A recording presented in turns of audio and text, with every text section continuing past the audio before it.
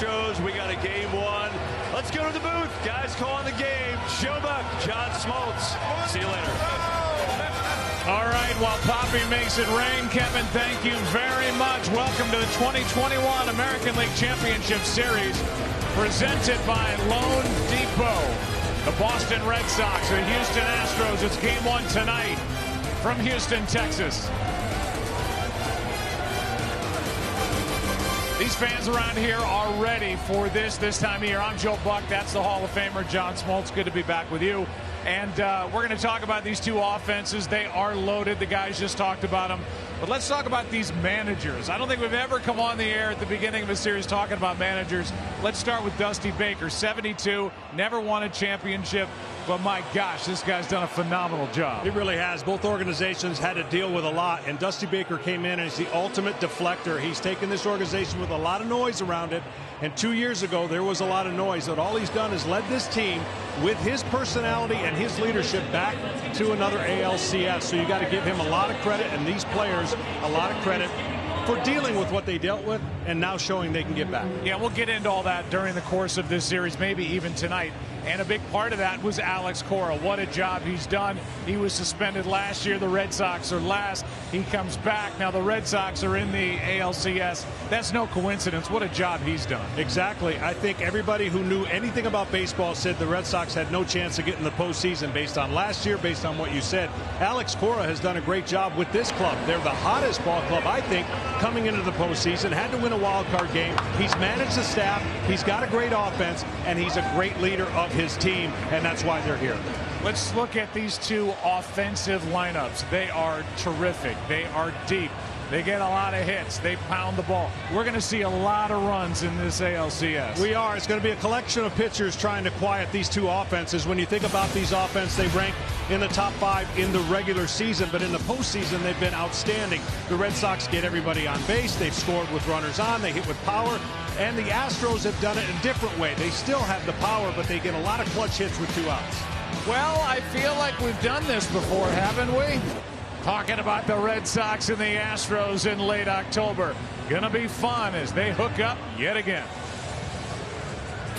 We're back. So are we. This is our time of year. The Houston Astros are world champions. Ours too. Red Sox win the World Series. We'll see who owns October. The Red Sox. It's the Astros. Well, we can't wait. It's baseball in October. The best month of the year. So buckle up. The Red Sox on to the championship series. You know it's going to be wild. Game 1 of the ALCS.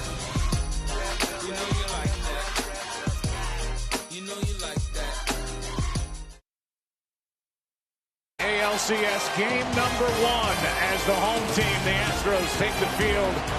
Glad you're with us tonight on Fox. Let's check in field level and say hello first to Tom Verducci. Well, thanks, Joe. Well, Chris Sale is somewhat of a surprise starter for the Red Sox here in game 1 because in his past 2 starts he was, well, to use his own words, absolutely horrible. Sale lost the feel for his changeup and became a 2-pitch pitcher. Now, with the help of 3D motion technology, the Red Sox believe they found a flaw in his delivery. He was too upright. So each day for the past week, Sale has gotten on the mound, worked on that delivery, often without actually throwing the baseball, and he believes that flaw is fixed. So as you watch this game, look for a key early sign. Can Sale land that changeup again and become a 3-pitch pitcher? Now for the story on the Astros pitching, here is Ken Rosenthal. Tom, Astros ace Lance McCullers is out for the series with a strained muscle in his forearm, leaving Framber Valdez to carry perhaps a bigger burden in the team's rotation. That isn't a bad thing. Valdez twice pitched well against the Red Sox this season, and his career 66% ground ball rate is by far the highest of any pitcher since 2018, minimum 300 innings. As such, Valdez is a perfect fit in front of the Astros infield defense, which this season ranked first in the majors. Defense, in fact, might be the biggest difference between these teams. The leading metrics had the Astros near the top of the league, the Red Sox anywhere from below average to near the bottom. Joe? Kenny, thank you. We'll look at the numbers for Framber Valdez, who is put together 27-year-old from the Dominican Republic, 5'11", 230, and there are the numbers in his postseason career. A no decision in Game 2 of the division series. Was 3-1 last year during the postseason, and as Kenny said, if you're playing the infield defensively, you better be ready for the Houston Astros. Let's give you the Boston Red Sox lineup. And no real surprises. Kike Hernandez, if there was an MVP handed out in the division series, he would have gotten it. Kyle Schwarber bats second, then Xander Bogaerts in the middle. Devers, JD Martinez, and Hunter Renfroe. Alex Verdugo, Christian Arroyo, and Christian Vasquez. The bottom part of the order. Kike Hernandez with a little greeting for catcher Martin Maldonado. There's Devers, there's Altuve, and there's Valdez. Yeah, it's going to be a challenge for Valdez, and this lineup is hot. But the challenge for the Red Sox is going to be, can they get the sinker elevated? He's got a great curveball and a good changeup. I look for a lot of action early on the first pitches out of the Red Sox, picking one out they like and tacking it. Outside. A little bit outside for ball one to start the night. Kike Hernandez was all over the place in the division series win against Tampa Bay. Hit .435 overall so far this postseason, 10 for 23. As he gets another base hit. The longtime Dodger and a guy who started his pro career in the Astros organization could not be a better table setter right now. No, and that's going to be the key for the Red Sox, picking out that sinker fastball that's going to be in the middle of the plate. Otherwise, they're going to hit a lot of ground balls, and a busy infield for the Astros is hoping to get a lot of ground balls. When he is right, Valdez sits over the rubber. He's got tremendous balance and pitches from the knees down, and he's going to use a lot of curveballs tonight against a heavy-hitting fastball team, the Red Sox. Here's Schwarber, who was one of the stars for the Cubs when they won in 2016. Started this season with Washington, was outstanding, but had the hamstring injury and then picked up by Boston.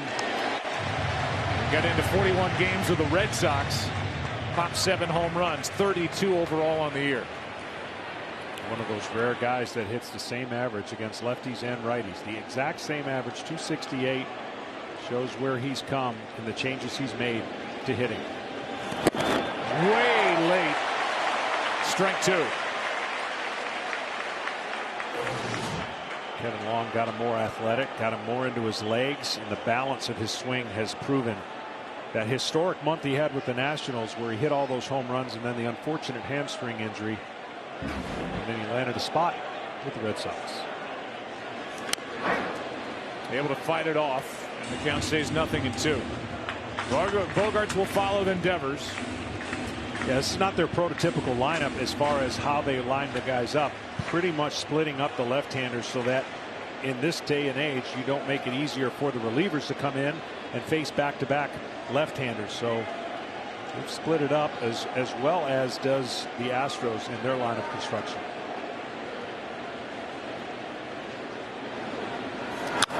Ground ball right side. Altuve. They got one. They got them both.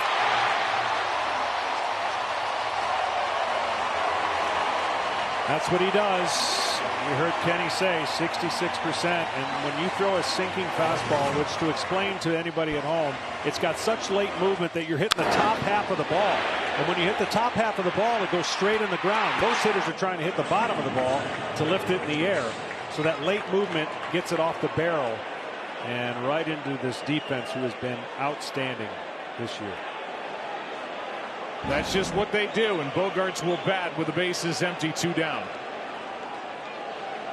I don't know if Xander Bogaerts gets credit for being as good as he is.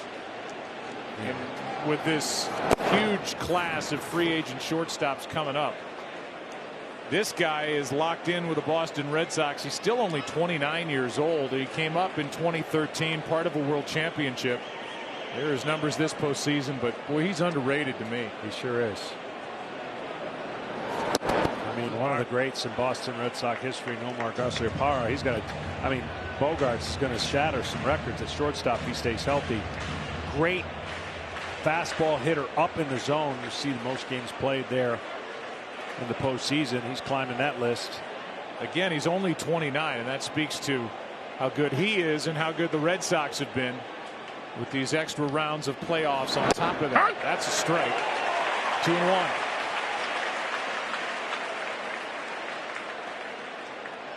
He will be a free agent.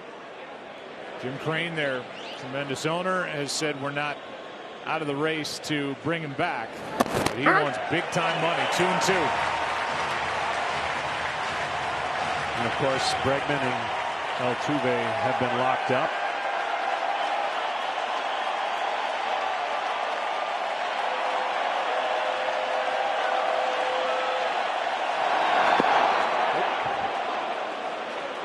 Now that's the pitch right there that if he starts it over the plate. I think Bogarts is asking the bench to check and see if this pitch hit him. And Alex Cora is saying go ahead. He was just checking with. Doesn't look like it caught him on the foot. 3-2. A 2-out walk. We know the defense is good. Here's how they stack up. Yordan Alvarez, slugging left fielder. Chas McCormick is in center tonight with Kyle Tucker in right. Around the infield, as good as it gets. Bregman, Correa, Altuve, and Gurriel. Martin Maldonado controls the game from behind the plate. And these guys also control the game. With David Rackley, our home plate umpire tonight, and Bill Miller is the crew chief. He's at first with Laz Diaz, Dan Iasonia, Alan Porter, and Jim Wolfe. Devers pops it up. That ball might drop in. It is a base hit. And as it gets away from Bregman, going first to third is Bogarts.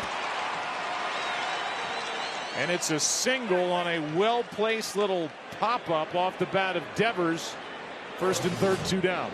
Yeah, fastball, first pitch swinging, and he just pops it up. In any other scenario, that's an easy out. But in the shift, it's an impossible play for Bregman. And now some heat in the first inning with J.D. Martinez, one of the best. J.D. Martinez, of course, twisting his ankle but missing game 1. But as he arrived in game 2, the Boston Red Sox lineup has not missed a beat since. RBI chance for JD, and this is when he lights up.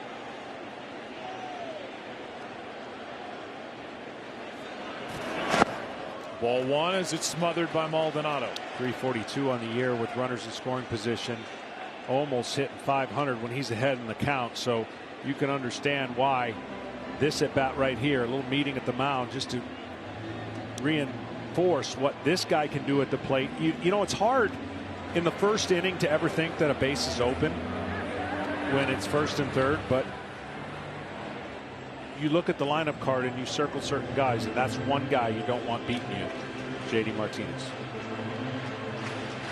Interesting that the Red Sox have 2 guys in their starting 9 who started their careers in the Houston organization. Kike Hernandez, who led off this inning with a hit, and J.D. Martinez, who is the ultimate reclamation project. Went to Detroit, went to Arizona for a minute. Has been tremendous with Boston as he fouls it back, a ball and a strike. He's a gap-to-gap hitter. He can go everywhere, and he's really made adjustments year to year in covering pitches that were a problem the year before. He's now covering this year, whether it was changeups the year before, now he's hitting changeups.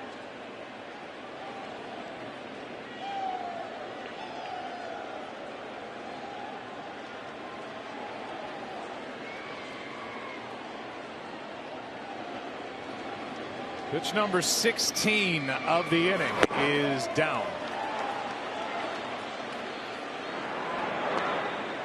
All of JD's power comes in the middle of the plate horizontally. It's almost like his hits and homers come in a cross. The vertical and horizontal of the strike zone, middle to up and down in the middle of the strike zone. He's looking, as we said, to go gap to gap with his power.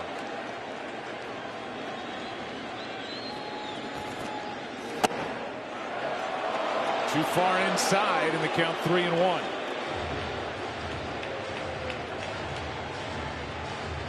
Hunter Renfroe on deck.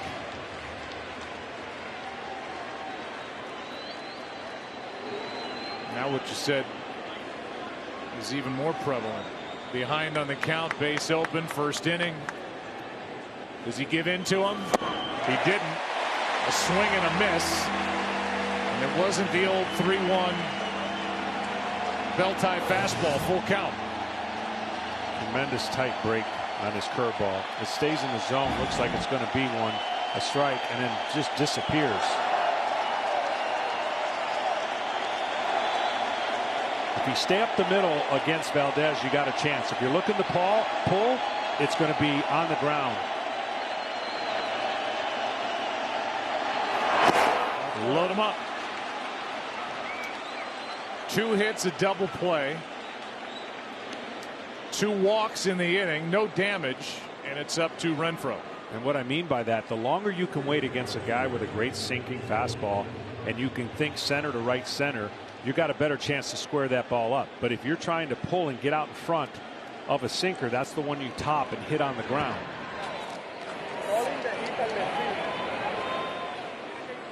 On a 1-year deal, I don't think any team got more return than what was a $3 million deal than the Red Sox did with Renfroe. He loves left-handed fastballs. 31 home runs during the regular season, 96 RBIs. After a down year with the Rays last year. Got to get him out in. Loves to extend his hands and bat. Outside. Goes around the zone, ball 1.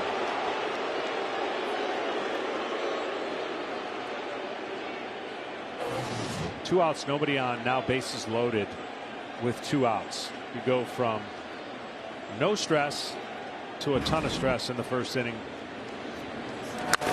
That's off the end of the bat. Should be handled, and is. McCormick puts it away. Red Sox loaded him up and left him.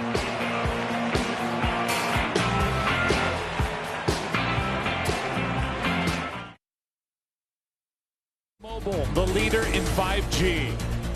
By Indeed, we help people get jobs. And by Progressive Insurance, save when you bundle auto, home, or motorcycle insurance.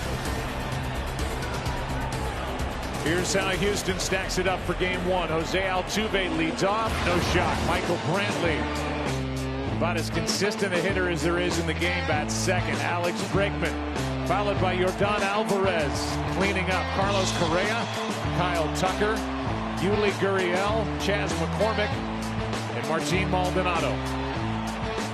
See, that's a perfect example of what I was talking about, how you construct your lineup today versus 10 years ago. You'd put as many right-handers in the top of the lineup against Chris Sale as you can, but he's gone every other guy to break up the right and left-handers for the bullpen's sake of the left-handers coming out of the pen for the Red Sox.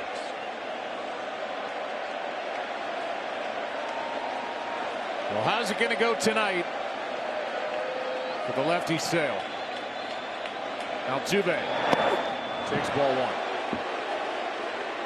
Release point and feel is so important. Tommy John recipient is Chris Sale. Took a long time to get back. He had a nice season, and at the tail end, you lose feel from time to time with some of your pitches, and the feel that he lost was with his changeup. That's the separator on a guy that throws 94 and 95. A fastball. You've got to get these Astro hitters off your fastball. It's inside. 95 zips in there inside. 2-0. Altuve 8 for 24 in his career against Sale. Trying to bounce back from, as Tom Verducci talked about, and as he talked about, the worst back-to-back starts of his terrific career. Fouled away, strike 1. Well, nobody has dominated the postseason at this height that I could ever remember than Altuve. He's had an incredible postseason, especially in the American League Championship Series. But he's got a zone where he just doesn't miss. You miss over the middle of the plate to end. And this ballpark was made for him. Short left field porch, a lot of power, center to left center and left field. The pitch is low in the count, 3-1.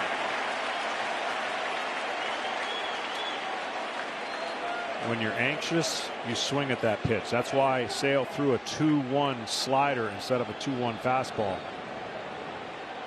But Altuve did not bite.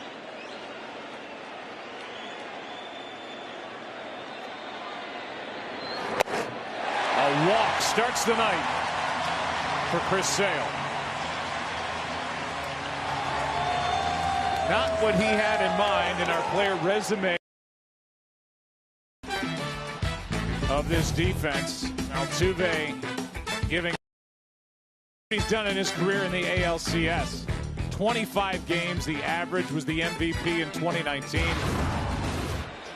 And when you've got a team that's in the LCS for the 5th straight time, and you were a part of an organization, John, that went year after year after year, 8 straight, the nerves, I would imagine, are eased quite a bit. It helps, but the beauty of what he's doing is he does it every year, and the postseason is a totally different monster for a lot of players. We've seen some disappear that have had a great regular season, and then we've seen the opposite, poor regular season show up in the postseason.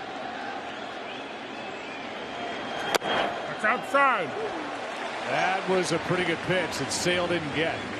Well, sometimes all you need maybe for Chris Sale on the release point is a left-hander at the plate, and this left-hander is not any normal left-hander. It's one of the best left-handed hitters, but he's really struggled against Chris Sale, striking out 13 times and hitting under 200, and you can already see the pitches coming out crisper against a left-hander with the angle at which he throws.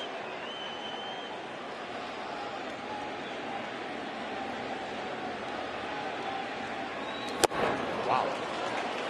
Steve Horn, our editorial consultant in the booth, was talking before the game, and you're already seeing it. He said when he's on and the ball's jumping out of his hand like this, he kind of has that on the mound demeanor like a Randy Johnson. He is tough. No doubt. And right now, for confidence reasons, he's trying to find that third pitch. And if he does, then the Red Sox are in great shape.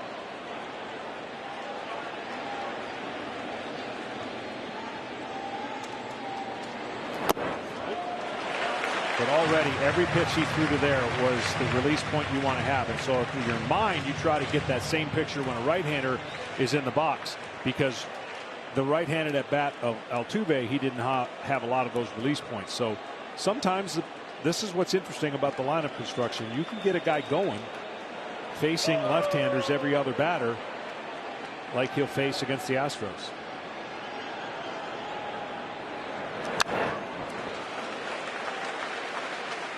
Count stays 2-2. Part of the thought process was if Sale isn't on, they come off a little bit of time off. They have more guys in the bullpen ready to go instead of Nate Eovaldi pitching, and then you use guys in the first game. Now they've got a fresh group out there, and they can go any which way. Stuff looks pretty good. It does. That's on a line into center and right at Kike Hernandez. 1 on, 1 out.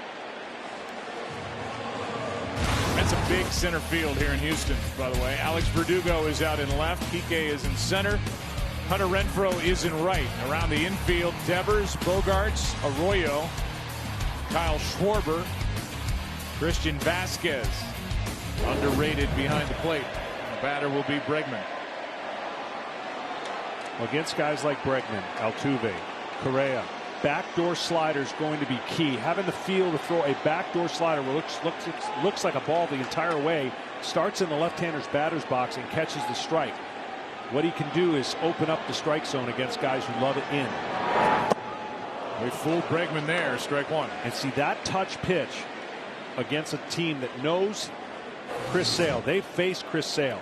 He's got a low three-quarter angle, and it really creates a different illusion for right-handers. Of course, left-handers really have no chance to hit Chris Sale when he's on. But at least the right-handers have the ball coming into them. His changeup will fade away from him and, again, open up the outside part of the plate.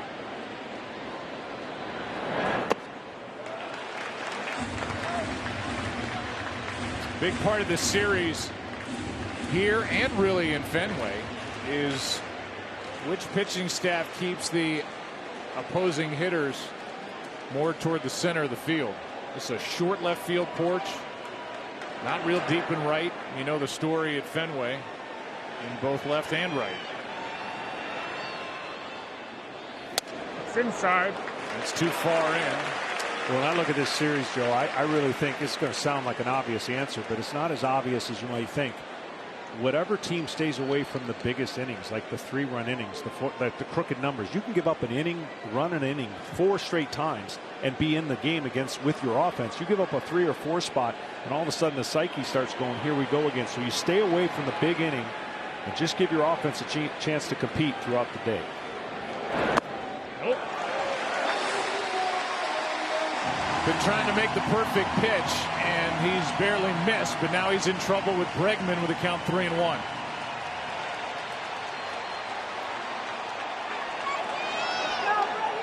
Has yet to throw the changeup here in the first inning.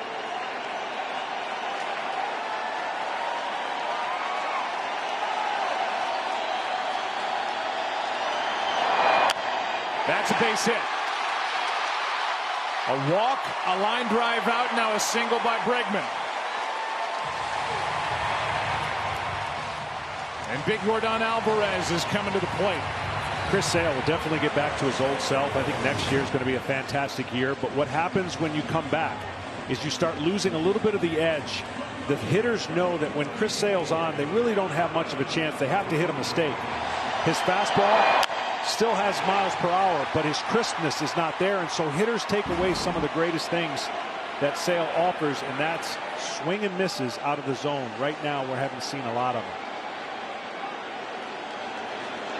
Well, this young guy's a stud. Yordan Alvarez played just 2 games last year, had surgery on both knees. And boy, did he come back strong. 33 home runs, 104 RBIs.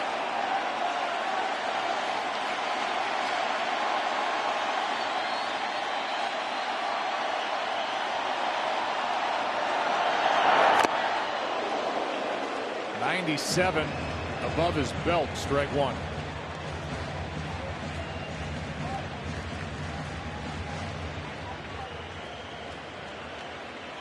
You look at the Astros this postseason with runners on, with runners in scoring position. That's why they rolled through the Chicago White Sox.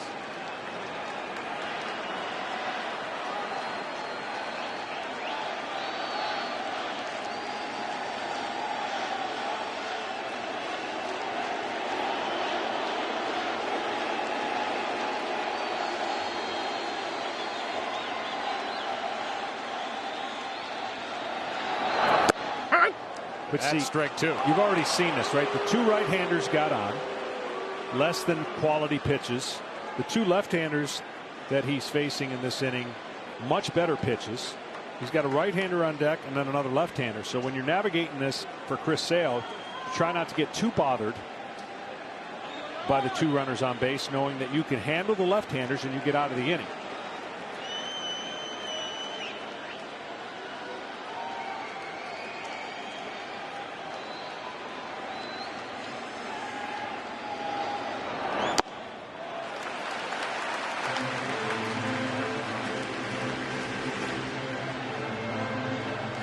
You see the absolute dominance, and you would understand it because the way he throws the ball, it's like he's throwing behind the left-hander when he releases it. And he's so tall and slender, you just can't pick up the ball. The right-handers have a longer time to pick up the ball and see it in the zone.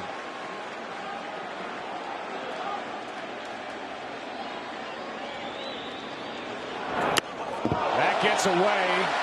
Runners advance to second and third.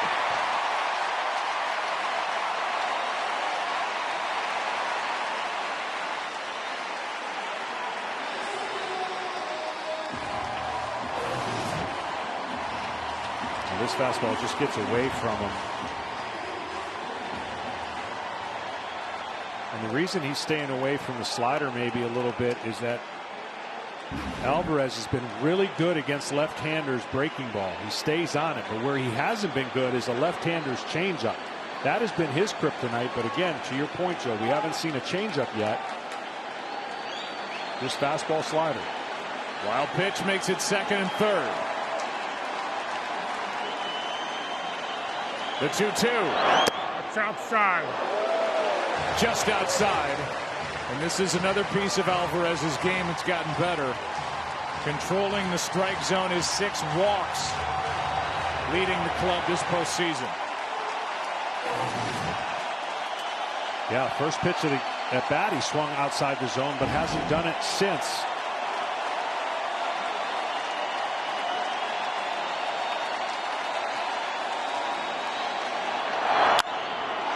With a fly ball into left. Altuve will tag. Verdugo comes up throwing. And too late. Astros strike first.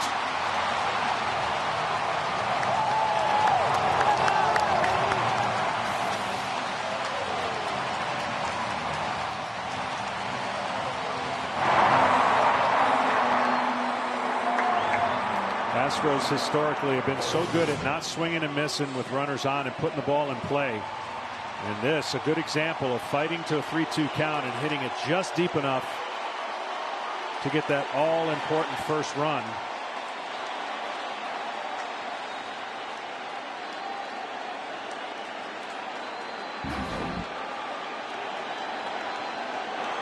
Red Sox have allowed 10 first-inning runs this postseason.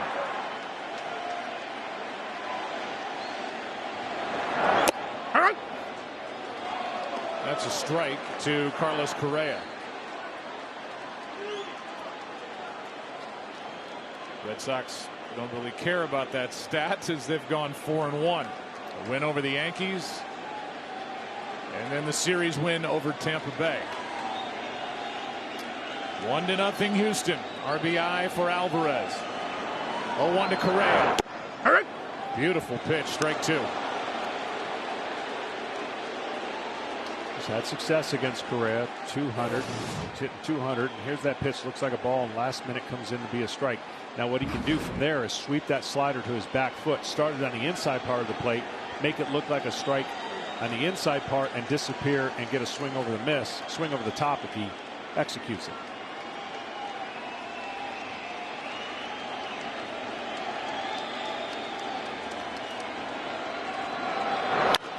Right side and foul.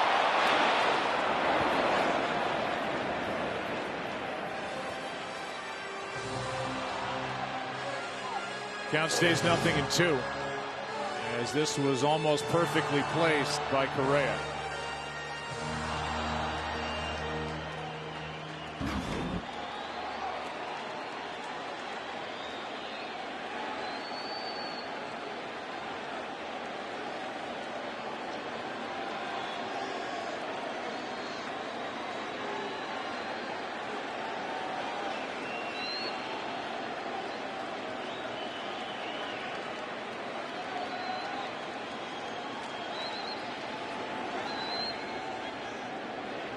Another 0-2. Another foul ball. Fox Bet has prop bets for Chris Sale tonight. These are the odds for Sale to strike out 7 or more batters. For more information, download the Fox Bet Sportsbook app. It's going to be a tough number for him against this team. Magic number being 7. But nobody in the history of the game has struck out more per 9 innings, over 1,500 innings, than this man. Boy, you know how to present both sides. How about that?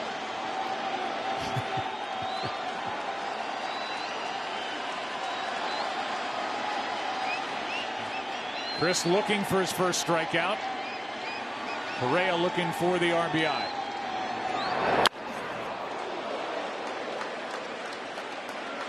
Still think he's got that door open for that breaking ball down and in. Curveballs with Correa off the left-handers, really the only pitch he struggles with. He's covered everything else. Loves hitting off left-handed pitchers, but not every one of them are Chris Sale.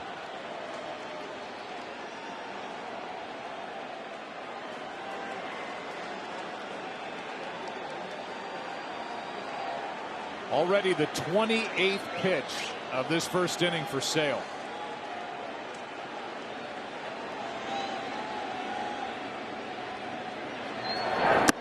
Nope. Is that the first changeup? First changeup, and a good one.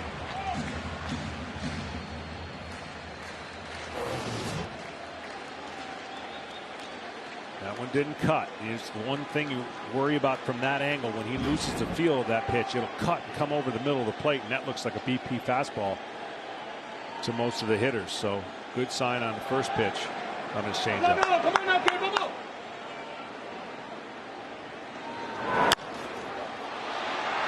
Couple of bounces to Arroyo. Astros get one, lead one. We've already played an inning. 1-0 Houston. 13. Home run over 425 feet. FTX is donating $10,000 to charity. We're through one inning here in Houston. Bottom three in the lineup for Boston: Verdugo, Arroyo, and Vasquez. Rodon Alvarez with a sac fly for the run in the bottom of the first. Here's Verdugo, who was the main piece coming to Boston in the Mookie Betts trade. There were obviously many other pieces, but as far as ready to go young players who could make an impact, he's the guy. And a year later, here's Boston in the ALCS, and there's Mookie Betts and the Dodgers, the reigning world champs in the NLCS. Yeah, he's done a nice job. He struggled this year against left-handers, though, but lately he's been more locked in and calm at the plate. Very quiet in his mechanics and lets the bat go through the middle of the zone. And that's what I'm talking about. Like that right there is when you're seeing it, feeling good, you're laying off that pitch. When you're not, you're swinging at it. That's the difference between a guy getting some hits and a guy not. Recognizing the pitches that are going to end up being a ball. There's a strike from Fromber. Well, Fromber, usually in that kind of weight that he had between the inning he pitched and then the next time he came out, usually a team scores 3 or 4 runs. It was a long first inning, and both starters had to struggle to get through it. Now the count's gone to 3-1.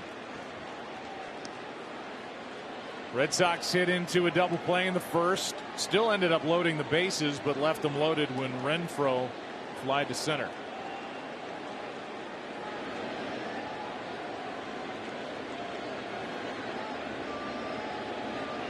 Verdugo, full count.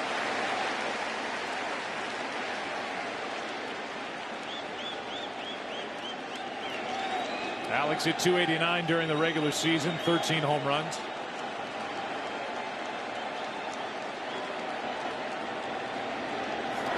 That's a base hit.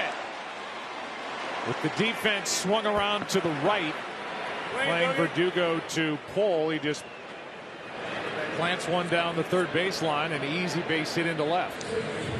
The Red Sox did a great job in the previous series of going the other way when given the opportunity to do it. Right? I understand the shifts and the numbers work over 162, but the Red Sox took advantage of the Rays shift, got some big hits the other way, primarily with their right-handed hitters, and you see that right there seems so easy because it is when you have the mindset to do it.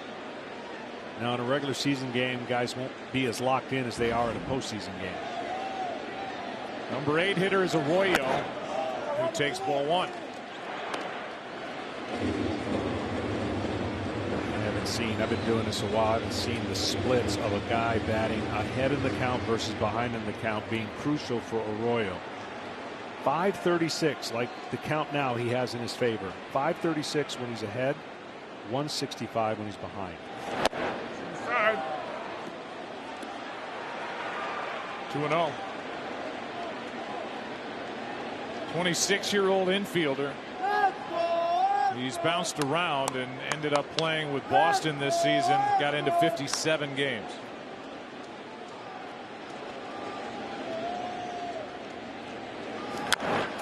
Left side and foul. Foul ball. In their previous matchups, Arroyo really struggles against the curveball. Valdez has struck him out a lot on the curveballs, but you have to get into that count, right? You got to get ahead of him to be able to get him to swing at these curveballs.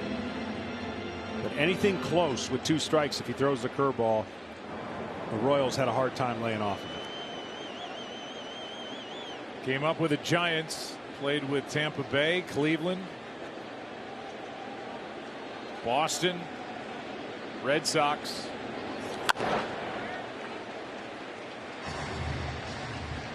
Now it's 2-2. So now he's got him in the 2-strike count. I wonder if he goes right away to that curveball or saves it for a different situation.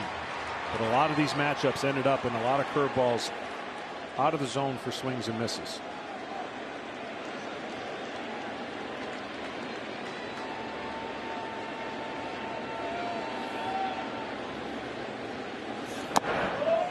Full count.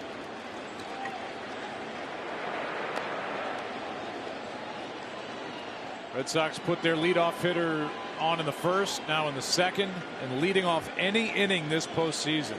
That's unbelievable. Boston hitting .408 with 4 leadoff home runs. That's how you put pressure on the opposing team. 3-2 is chopped to short. Correa, step, fire, 2 out.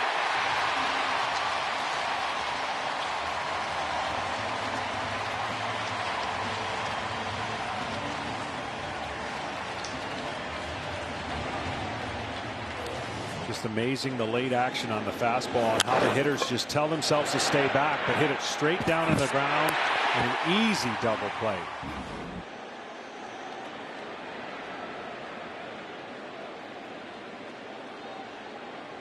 Base is empty for the number 9 hitter, Vasquez. He's had a big year swinging the bat in 2019. Hasn't been able to quite reach that level since. But a large part of the postseason winning so far for the Red Sox this year, hitting .353. Had a walk-off home run in the division series against Tampa Bay at Fenway.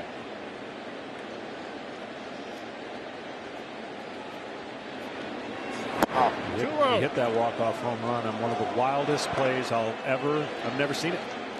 The ball that hits Renfroe that gets ruled, rightfully so, a ground rule double. Never seen anything like it. And then he comes up in the bottom half and puts an what's that word? Exclamation. See, that's why you should say all the big words. Explanation. He puts an exclamation point Exfoliation on that 2-run homer and sent the Red Sox in a pretty good way against the Rays. And then he got it going in the clincher, game 4, with a base hit. Then a good bunt, then a sacrifice fly by Kike Hernandez. Who again was all over the place. He's on deck. That's a strike. And the count 3-1.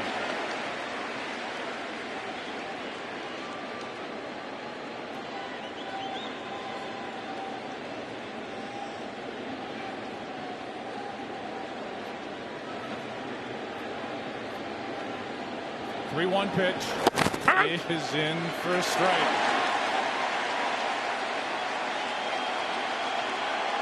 Pitch 39.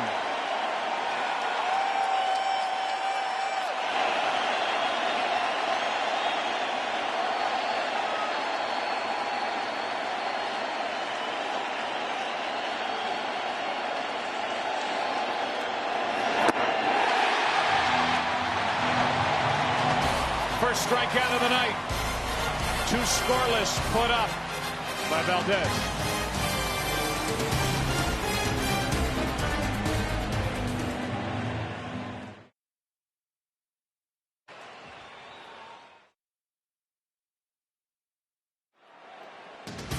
T-Mobile covers the most interstate highway miles with 5G, home or away. Stay connected to your team with T-Mobile, the leader in 5G coverage. Great city, humid day. Too hard. And under the roof for all games in this ALCS here at Minute Maid Park will be closed as Kyle Tucker takes ball 1 high from Chris Sale. This guy can flat out hit. Usually against left-handers, the at-bat doesn't last very long, but he doesn't give way against them either. Out in front, Pops it up, right side, playable. Arroyo has out number 1 on the foul. Hey, Kenny, between Tucker and Gurriel, these are 2 of the best hitters. They are, Joe. And Kyle Tucker batting 6th since May 1st, led the American League in batting average, on base, slugging, and OPS. Yuli Gurriel, batting 7th, is the American League batting champion at .319. First player 37 or older since Barry Bonds in 2004 to win a batting title. Now, I know batting average isn't considered as meaningful a statistic anymore, but when you've got the batting champ batting 7th, that's pretty good. Boy, what a disclaimer by you. But you're right. I mean, some discount it.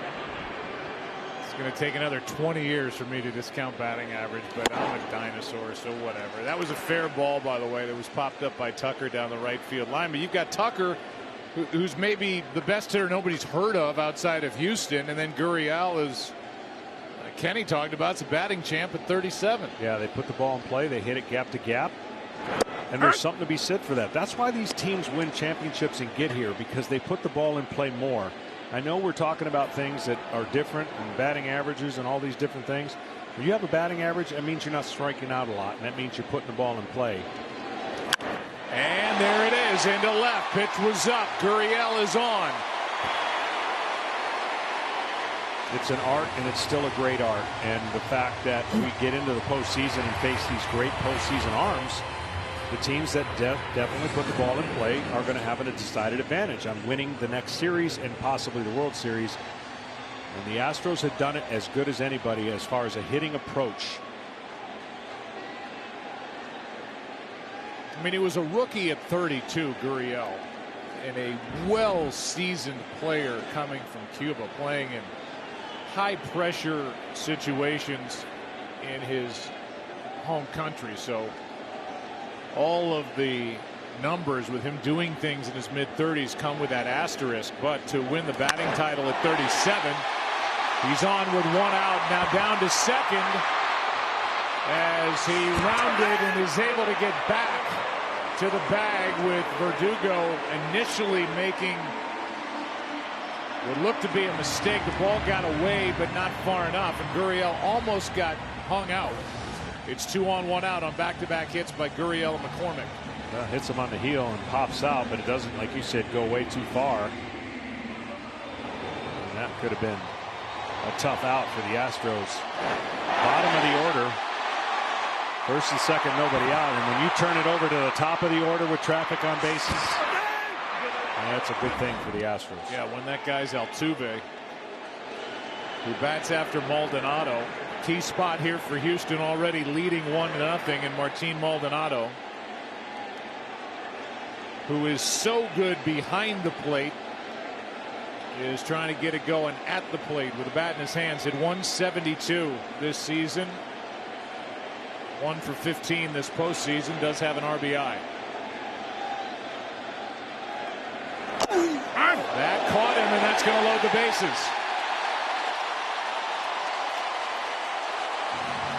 And now Sale is in trouble.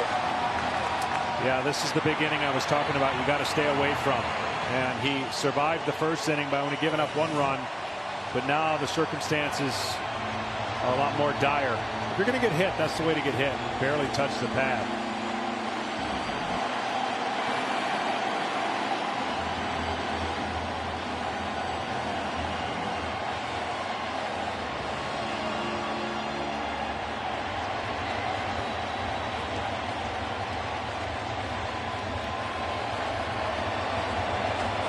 Altuve will be the man in the spotlight. He's pretty good with runners in scoring position. He's pretty good in every category. And first pitch, this will be the chess match right here.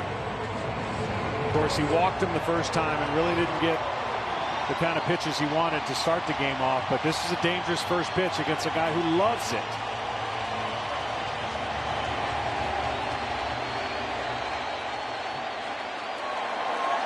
62nd career postseason game, and since 2017, #1 in the postseason in hits, runs, and home runs. You can't throw it too hard. You're not going to get it by him. You just got to make a good location pitch. You got to be on the outside part of the plate.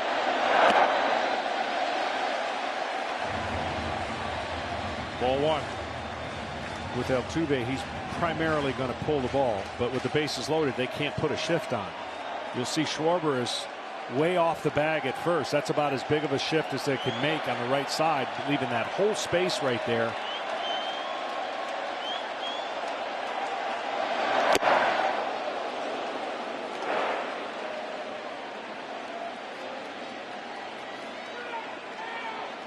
One ball, one strike.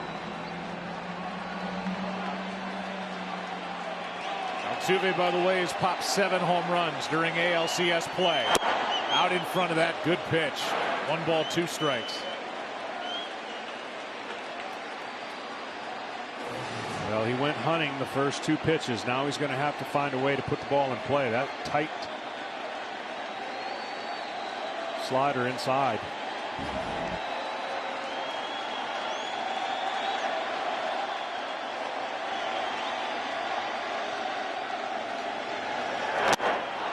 A strikeout and a big out for Sale.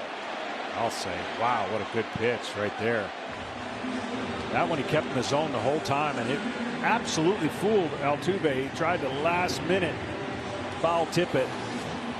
But this is the kind of pitches that we're used to seeing out of Chris Sale.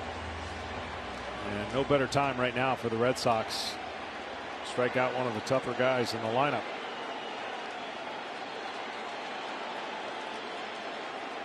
Now the bases are loaded with 2 out for Brantley. He lined out to center his first time. Astros up by a run. A high strike. Oh, wow. He'll never hit that if you throw it 10 more times.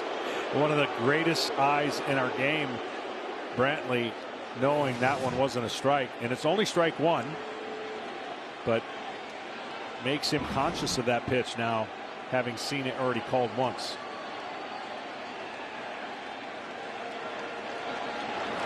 It's outside. 1 ball, 1 strike.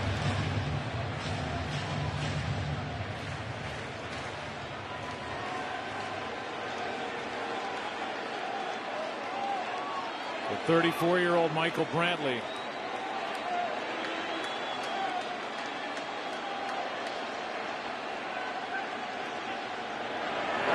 Ball 2.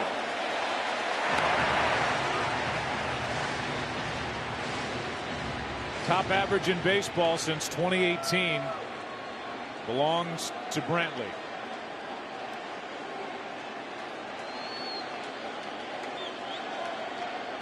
Tucker popped out. Back-to-back singles. Hit batsman. A strikeout of Altuve.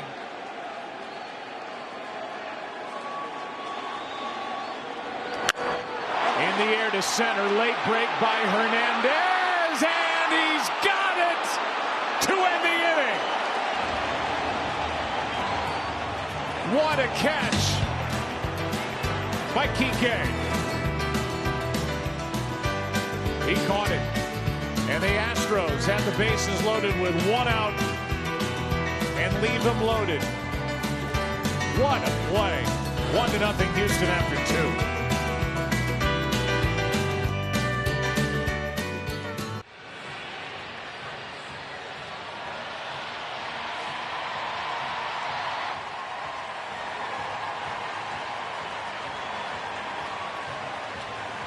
Well, what a catch, John Smoltz, by the guy leading off, Kike Hernandez, who got a bit of a late break, but ends up making a diving catch with the bases loaded. Huge play, bails out Chris Sale, and you feel like what the Red Sox and really what the Astros have done all along to get to this point. They're making every play, they're getting every hit.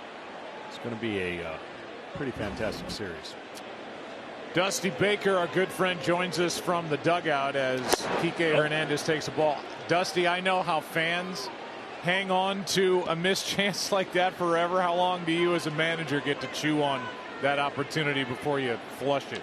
Well, you got to flush it like right away and go on to the next inning. I'll tell you that Chris Sale threw some nasty pitches on Jose Altuve there. I mean, boy, some of those pitches were unbelievable. And the Kike you know, the guy that makes a great play usually leads off the next inning. Yeah. And, boy, that was a heck of a play he made out there to save them 2 runs. And who knows, you know, with our offense, you know, it could have been more, you know, a whole lot more, because we have the ability to put a whole bunch of crooked numbers up there in a hurry. How do you like how Fromber's pitching so far? Well, right now he's struggling a little bit. You know, he's struggling a little bit, but he's making some pitches when he has to. And, you know, like I saw, oh, Lord. Here's one into left center. This ball is up and out. Way out. Yeah, way out. And this game is tied 1-1. Well, he hung a breaking ball, and, you know, usually he doesn't hang them. You know, he was having trouble finding his release point because he was bouncing some of them, and then he hung that one. So you got to flush that again, you know, flush it too, and just start all over again. Yeah, it's a 1-1 ball game here in inning number 3. But my gosh, Kike Hernandez is having the week of his life. Unbelievable. I don't know about the week of his life, but he's having pretty good first 3 innings. Well, he was pretty good in the last round too. Yeah, that's all. Anyway, good luck. We're going to check in with you during the season. We'll let you go back to your real job. Yeah, I'm going to blame you guys. I know. Hey, everybody's looking for somebody to blame. You can blame me. I don't care. All right, man. I'll see you Get later. on the list. All right. Thank you. All right. He's the best. Johnny B. Baker Jr. Here's a broken back ground ball to the right side. Schwarber is retired as Correa makes that play. Well, he's got back to the homer. He's got a great breaking ball, but watch how that one pops out of his hand and stays right there vertical, and that's never a good sign. And of course, a hitter who sees the ball in the middle of the plate, the top spin, the back spin of that curveball allows that ball to go a long way. Sliders and curveballs are great secondary pitches, but they're also great recipes for long fly balls when they're hung. 1-1 ball game. What a start. Action all over the place. Only 2 runs on the board. Here's Bogarts with 1 down. Did we get a measurement on how far that ball went? I'm sure we will. I'm sure we will. I'm sure it's available.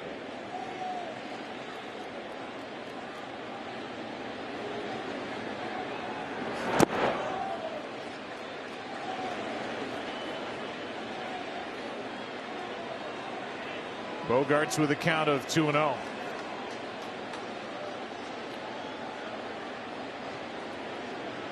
That was a 448-foot home run.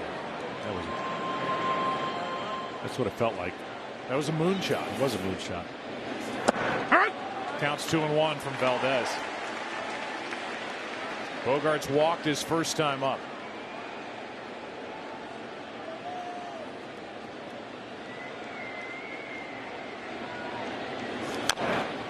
You know, we were talking about Dusty Baker, and it's been written everywhere that he's the first manager to win division titles with 5 different organizations. I've seen some say, well, that's not exactly the best compliment because that means you're bouncing around. I think it is. I mean, if it's what's happened here with Houston with Dusty. He comes in, he gets the organization back on the right footing, and they end up at the top of the division. He's done it for 5 different teams. Yeah, he stepped into a really impossible situation, and you wouldn't know that he wasn't the right man all the while. He's dealt with personalities, he's dealt with stars, he's had really good teams, and he just finds a way to bring people together through adversity. And what a great job he's done here. That's a walk, 3rd of the ball game for Framber Valdez. 2nd time he's issued a pass to Bogarts. Let's go back to that pitch and send it down to Tom Verducci. Sox.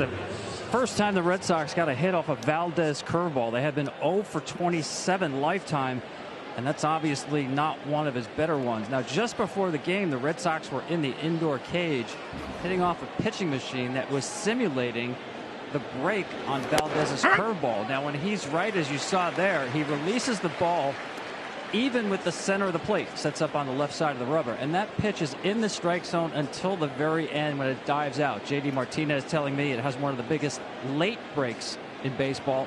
That one stayed in the strike zone the entire time. Top thanks 0-2 is the count on Rafael Devers. This is an intriguing matchup. Last time Devers was here, I think it was 50-some fastballs in a row he saw out of the Astros, which really, when talking to Alex Cora, kind of humbled him, and he made some adjustments because they were beating him with fastballs, and they kept throwing it over and over and over again. And in the last series, you know, Devers has been dealing with a slight injury, and any pitch that's been up and he's overswung, the hand comes off and it's awkward. Any pitch in the middle to down in the zone, he's able to handle it, and he slows his approach down. When he gets too big, he's not going to make contact, and you'll see an awkward finish to his swing. 1 on, 1 out. Left side base hit as he shoots it past Bregman. Stopping at second with third base vacant is Bogaerts, and Valdez and Maldonado had to run down to third base to cover.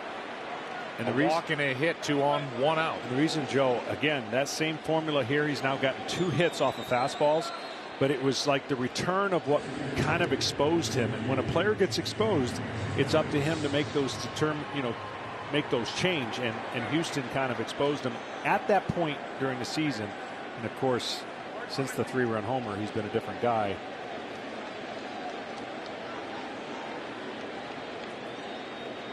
Here's J.D. Martinez with 2 on, 1 out. Leadoff home run by the guy who saved at least 2 runs. Most likely more, with a diving catch in center, Kike Hernandez. Nope. And Schwarber grounded out. A walk to Bogaerts, a hit by Devers, and ball 1 to J.D.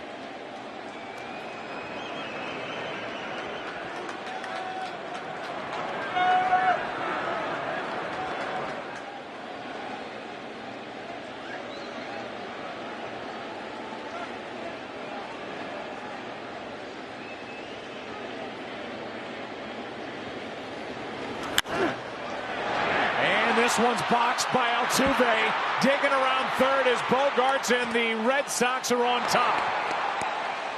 From what could have been an inning-ending double play ball to a ball that just ate up Altuve, and Bogaerts around to score, and the Red Sox lead for the first time tonight. Watch the umpire. It wasn't really the umpire as much as it was the bad hop that comes in, but up the middle. At first, when I saw it live, it went right past the umpire, but see how the ball did not come up the way Altuve thought it would, and this ball was hit hard and off the glove for an error, and a very, very big inning brewing for the Red Sox. So we came on talking about the defense for the Astros on the infield. They get the ground ball, albeit a hard hit ground ball.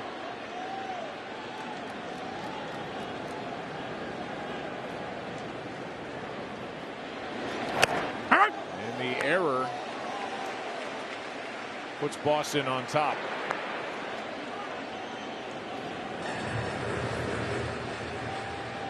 Those numbers from 2021, by the way, and now after a year where he had 8 errors, he makes his first here in this postseason, 3rd by Houston.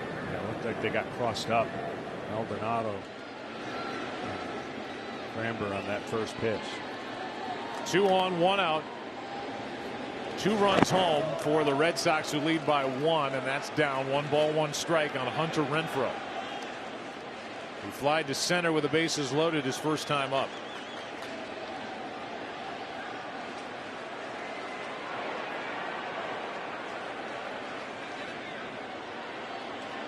Here comes Brent Strom, the pitching coach for Houston.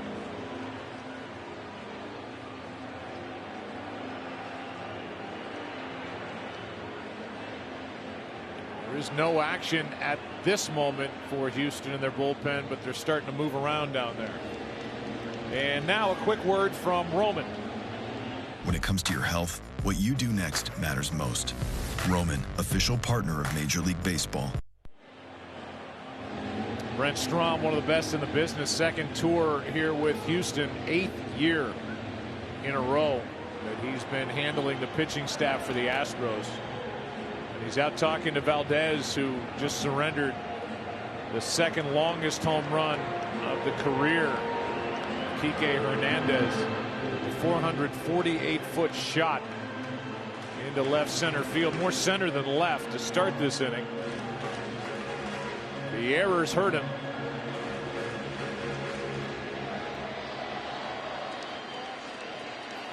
Red Sox lead and have a chance for more.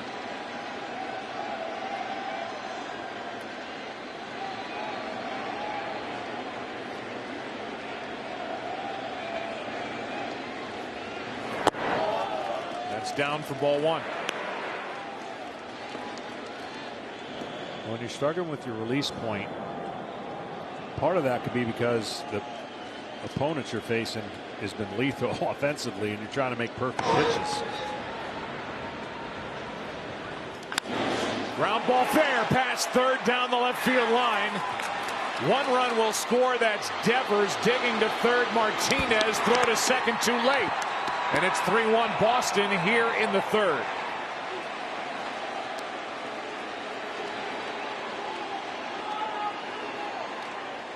The Red Sox got the defensive play to end the second. The Astros did not on the error by Altuve, and Boston's taking advantage. It's as if they never left the series against the Rays. They have not missed on mistakes. They haven't missed when they've needed a big hit. And it's a confident group right now. You think about who they beat. That was the best run prevention team in the American League in the Rays. And they scored a ton of runs after being shut out in game one. Verdugo fights it off. Foul, strike one. Boston shut out in game one 5-0 and then scored 26 runs over the final 3 games of that series. They've got 3 on the board here and a chance for more.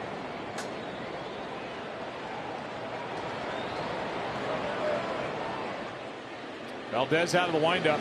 That might have caught Verdugo. He says it did. It sounded like it did.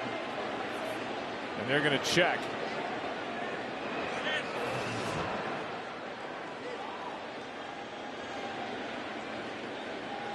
Just glancing off that guard.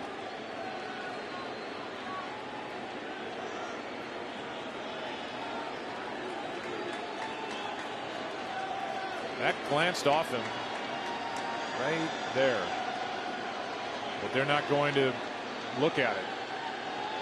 Verdugo ready to hit. 1 ball, 1 strike. Strike 2. Well, the Red Sox, they've been through it this year. I mean, you talk about a team that loses the first 3 games of the series to the Baltimore Orioles, dominates first place for most of the year, loses first place, then loses half their team to COVID, fights to the end to win a wild card game, and now they look like one of the most dominant teams in baseball. No doubt. Here's a 1-2, a swing and a miss, and that's out number 2. I'm not so sure if they didn't ask for a review because they wanted Verdugo to hit with the 8th place hitting Arroyo on deck. He ends up striking out for out number 2, and that will lead to a pitching change as Valdez gets his 2nd strikeout of the night. Christian Arroyo is coming up. It's the Astros who have to go to their bullpen first in game 1. Kike Hernandez. What a start to this ALCS. That ended the bottom of the 2nd. Top of the 3rd, tied it with a home run into left center. Now 3-1 Boston. And don't cry. Kike Hernandez is having himself a time. He's already got a ring, won that with the Dodgers. Now trying to give his Red Sox, his first year in Boston, a chance to get to the Fall Classic, doing all he can as Yimi Garcia takes over, picked up from Miami in season in July, was the Marlins closer. And there are his numbers so far this postseason in 3 games, that bottom line. Christian Arroyo, 2nd and 3rd, 2 down, took a ball, and now another 2-0. Against right-handers, he's going to sling that fastball about 35% of the time. So he's a fastball, slider, curveball against right-handers. See the angle he throws. 96 Down up for fastballs and a slider about 90 miles an hour.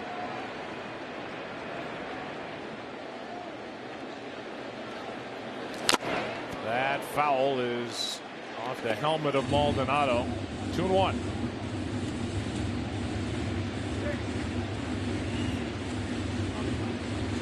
Arroyo bounced into a double play his first time against Framber Valdez, who goes 2 2/3 here in game 1.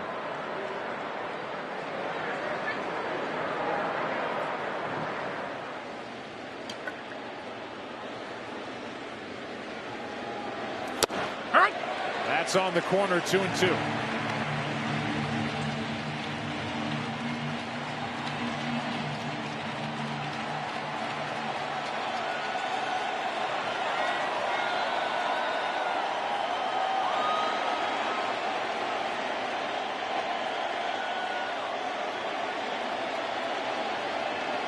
A chance for Arroyo.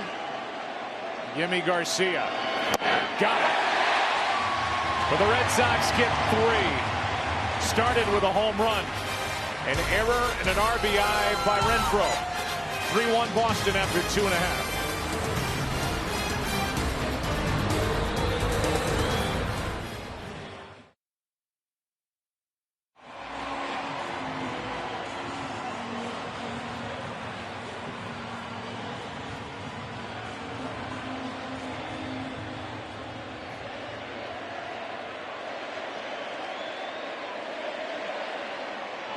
Kike Hernandez with the glove, with the bat, helping out Chris Sale. Boston leading 3-1 after 2.5. That's pitch number 46 on the night, fouled back by Alex Bregman. Well, there's the first crooked number, a 3 spot for the Red Sox. And you know that Bregman wants to check one back in here in the bottom half.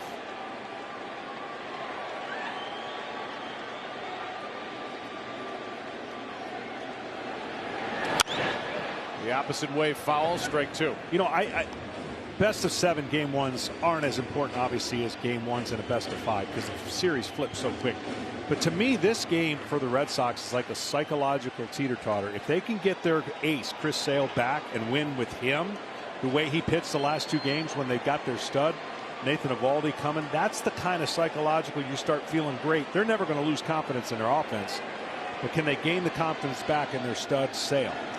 Yeah, you read my mind. And then on the other side, you know, not only do you have Framber Valdez knocked out in the 3rd inning, but you don't even have Lance McCullers Jr. on your roster, who's got a strained forearm that he suffered in game 4 of the division series. And he wasn't going to pitch anyway until game 3, but then a potential game 7 if it got there. That is a huge loss for the Houston Astros. As Dusty Baker told us before the game, every team needs an attitude and somebody that sets the attitude. Bregman's one of the guys that does it with the bat, but McCullers is a guy that does it on the mound. Yeah, he sure does. And he could have single-handedly controlled the right-handed power the Red Sox have with that curveball, breaking balls that he throws. But as Dusty said, we need other people to step up, and that's what he's hoping happens in this series. It was 0-2. Now it's 3-2. And it stays there. And see, that's the difference right now for Chris Sale. He would never do that 0-2, 3-2 when he's right. And he could tell he's searching on the mound, but he's given everything that he has, knowing what has not taken place the previous couple starts. And he's trying to get locked in, and now given a 3-1 lead.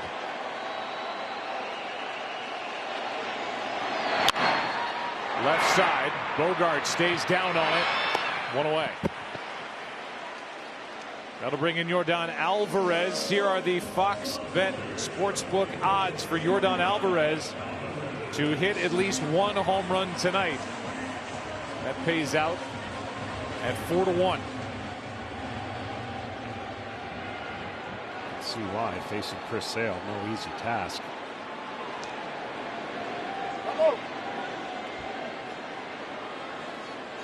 Well, his first time up, hit the sac fly into left. scored Altuve, who had led off with a walk. Left side and an easy base hit. As the infield was swung around to the right, Alvarez hit it to the left. 1 on, 1 out.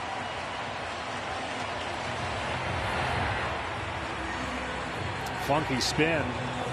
It's interesting, these two ballparks are going to have real short left fields. Well, the wall, of course, in Fenway and the wall here. So that means the left fielder plays pretty shallow. In other ballparks, this might have been a double because the left fielder has a lot farther to come. But both of these fields are going to be very, very favorable for the left side of each baseball field. You see the dimensions there. And, of course, the wall is much shorter distance at Fenway, but a taller wall. It's outside. Correa takes ball 1.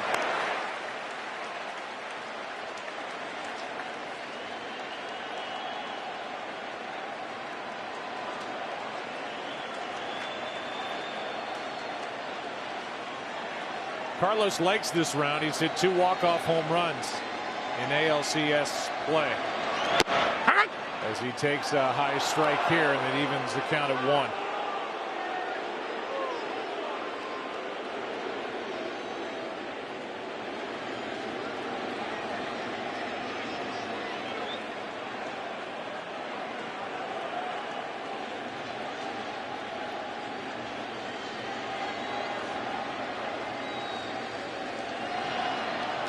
That is ripped into left. Verdugo plays it on a bounce. 2 on, 1 out. There's action for Boston in their bullpen. They had Sawamura up last inning. Now it's Adam Ottavino. Yeah, for Alex Cora, 25 minutes was the time that Chris Sale sat on the bench. The benefactor, 3 runs, but 25 minutes is a long time for a guy trying to get in rhythm.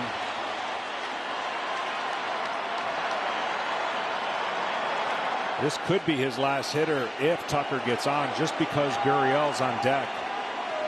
And like we said, you know, you're batting champ, batting 7th. This means your lineup's pretty good. Kyle Tucker waits on it and fouls it back. Tucker had the best average in the American League from the 1st of May on. And he is locked in right now. Popped up his first time, however, down the right field line. He also had 23 home runs with runners on base, which is pretty incredible. Hands high. And takes inside for ball 1.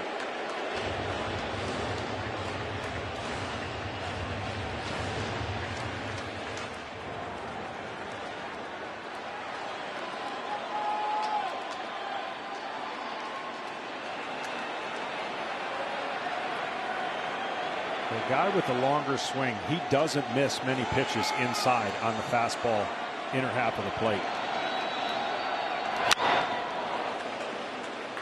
Strike 2. Going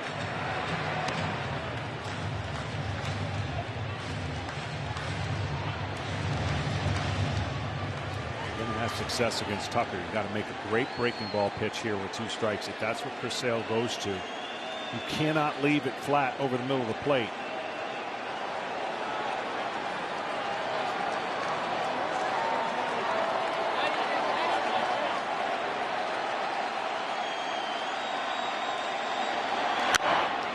Wow. You got away with that one. You got to self-correct there.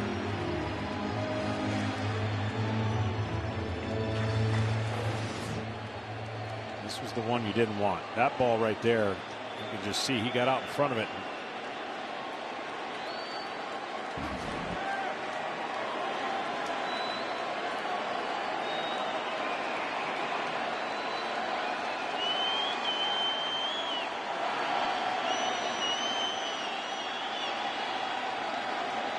One-two pitch. Struck him out.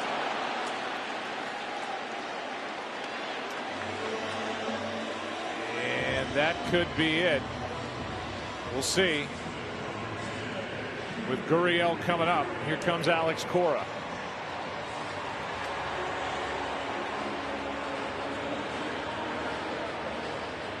Checking in with Sale.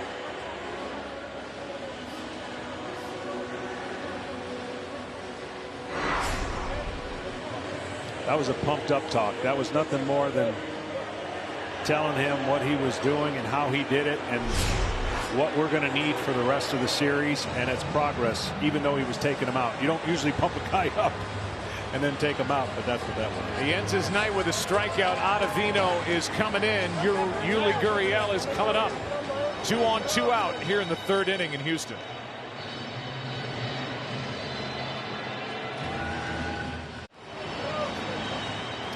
Dugout giving Chris Sale high fives. Got 2 2/3 innings under his belt. Named the Game 1 starter yesterday. A mild surprise, and now gives way to Adam Ottavino. And his numbers this season. Pitched in Game 1 of the division series and enters with Yuli Gurriel. 2 on 2 out and takes ball 1. Well, and he's right. He creates an illusion similar to Sale against right-handed hitters because he has that funky crossfire delivery. He's going to throw some sliders from that angle and some sinking fastballs. And when he's right, he makes it tough on left-handers or right-handed hitters. And I'm telling you right now, this right-handed hitter doesn't matter who's on the mound. And these Astros love 2-out runs. 18 of their 31 runs in the division series scored with 2 out. And Gurriel, who singled against Sale back in the 2nd, has a chance to do damage here in the 3rd. In a 2-run game.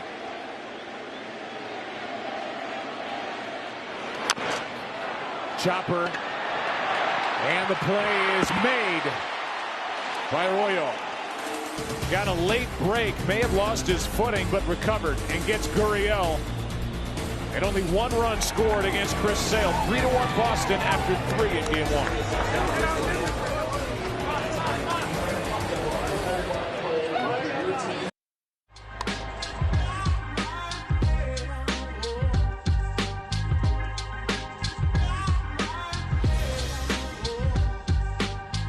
Kike Hernandez becoming a star here in 2021 for the Boston Red Sox. His first year with the Red Sox after 6 straight years in the postseason with the Dodgers. New pitcher is Christian Javier, who was so good in the division series. There are the numbers for the young right-hander. His 2nd year in the big league, started the season in the rotation, got into 36 games by the end. 4-1 record with a 3.5 ERA. Christian Vasquez swung through strike 1 and now takes 1 outside, a ball and a strike. Well, he's basically going to be a 2-pitch pitcher against right-handers. Fastball, slider. He'll bring in that knuckle curveball against the left-handers and some changeups. Right now they're hoping, the Astros are, that they can slow this lineup down because no one has been able to slow down the Red Sox the last 4 games now. Vasquez fouls away strike 2. Javier in Game 3 of the division series became the 2nd American League pitcher in postseason history with 6 or more strikeouts and no hits allowed in relief.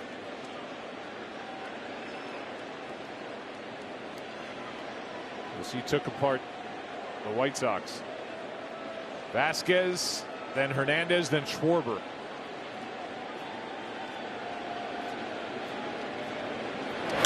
Breaking ball popped up into shallow right center. Tucker. Out number 1. Here comes Kike Hernandez. Statcast powered by Google Cloud. And the home run leading off the 3rd. It left at 108. Went 448. And with that moon blast by Kike, FTX will be making a $10,000 donation to charity. The player with the longest moon blast of the postseason will choose the charity for the total donation.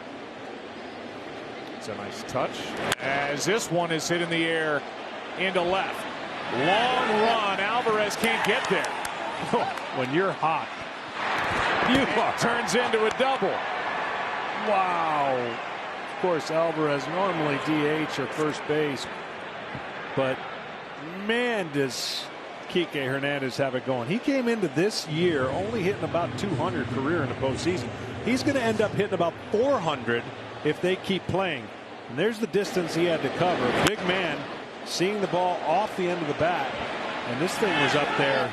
Speaking about moonblast, it was up there a while, but a double. He's on track for the cycle. He's only needing the triple. And that happens in this ballpark with big right center and left center. And he got to second and did like a little check mark, like, all right, I got the single, I got the homer, now I have the double. He's calling his shots out there. A 1-out double, and here's Schwarber, who takes a ball. I know the Red Sox don't steal very often, and they don't have the personnel to do it. But with Schwarber up, a lot of pressure on Correa to keep Kike as close as possible, because the shifted Bregman is off the bag. It becomes a much difficult task to throw him out if he decides to get to third base.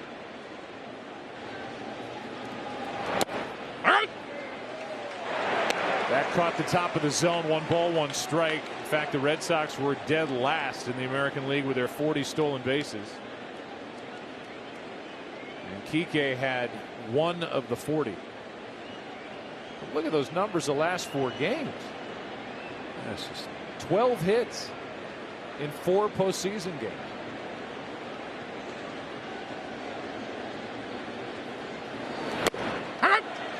On the inside corner, good pitch. And Javier gets strike 2.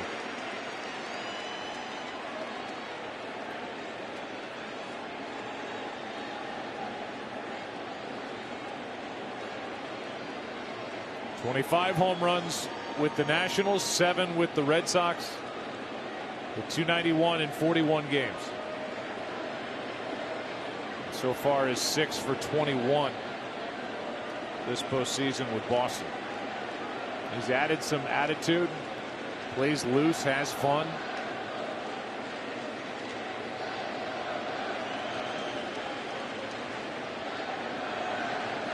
Javier ready.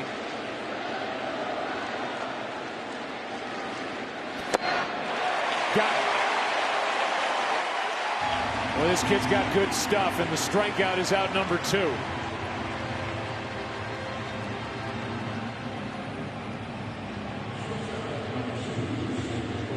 Change the eye level after some breaking balls. He threw a high fastball.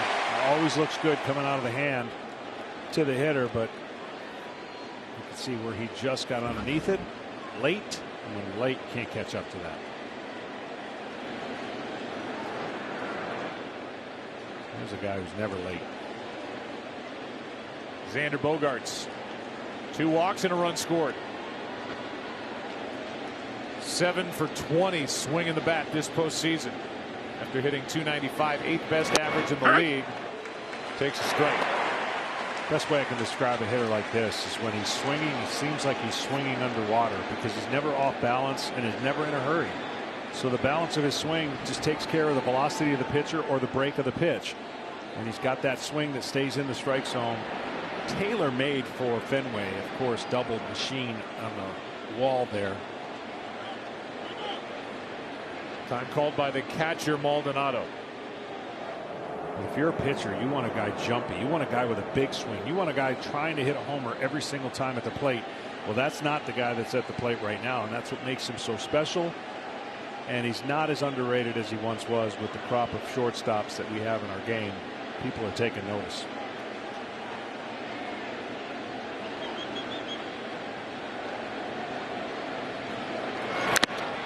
Strike 2.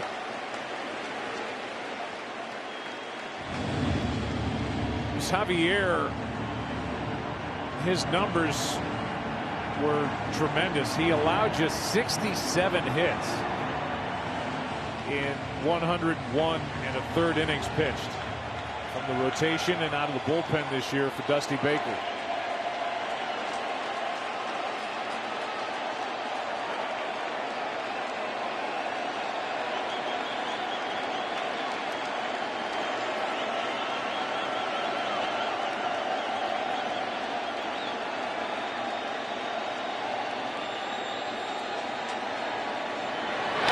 Good block by Maldonado. And they're used to seeing that here in Houston.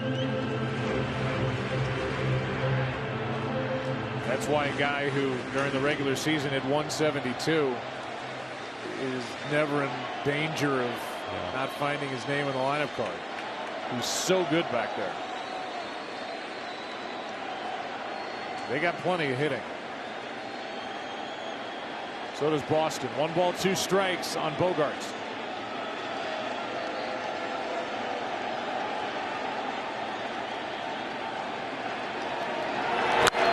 Cook foul.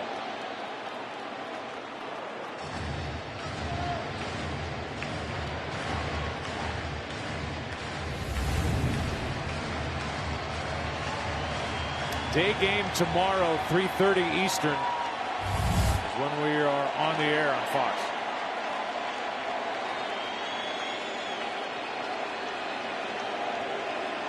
Don't want to make a mistake up in the zone. Fastball's elevated, crushes.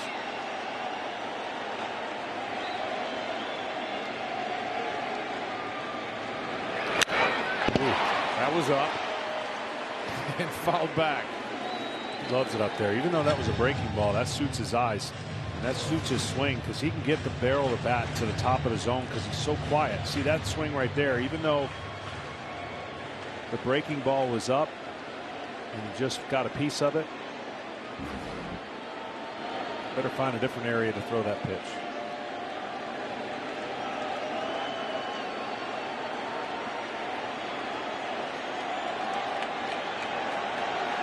Double by Hernandez out there with 2 out.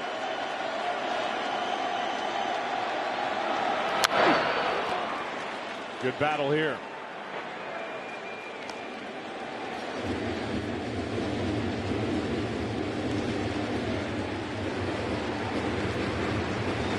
Runners in scoring position this postseason. These two teams were lights out. Tonight, a combined 1 for 11. Boston's already stranded 5. Houston stranded 6.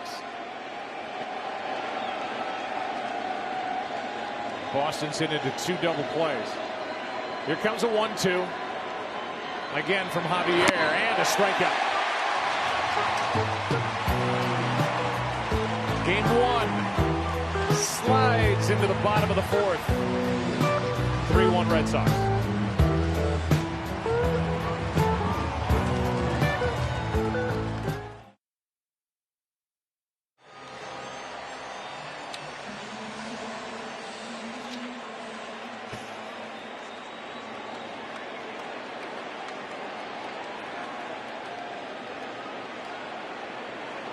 Adam Ottavino, who came on with 2 on, 2 out in relief of Chris Sale in the 3rd, starts the 4th, deals with Chas McCormick, Martin Maldonado, and Altuve, 3 right-handed batters. And Alex Cora would love to steal an inning with Ottavino on the mound right now, leading by 2 as we get into the middle innings here in game 1. Sale 2 2/3, 1 run.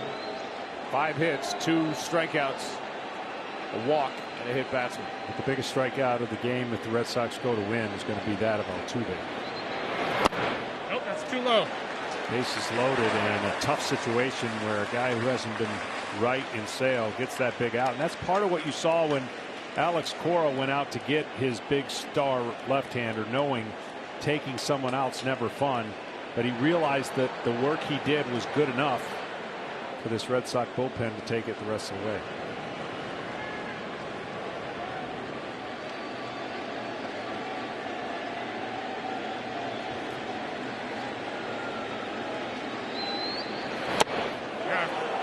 That is strike 1 on the swing.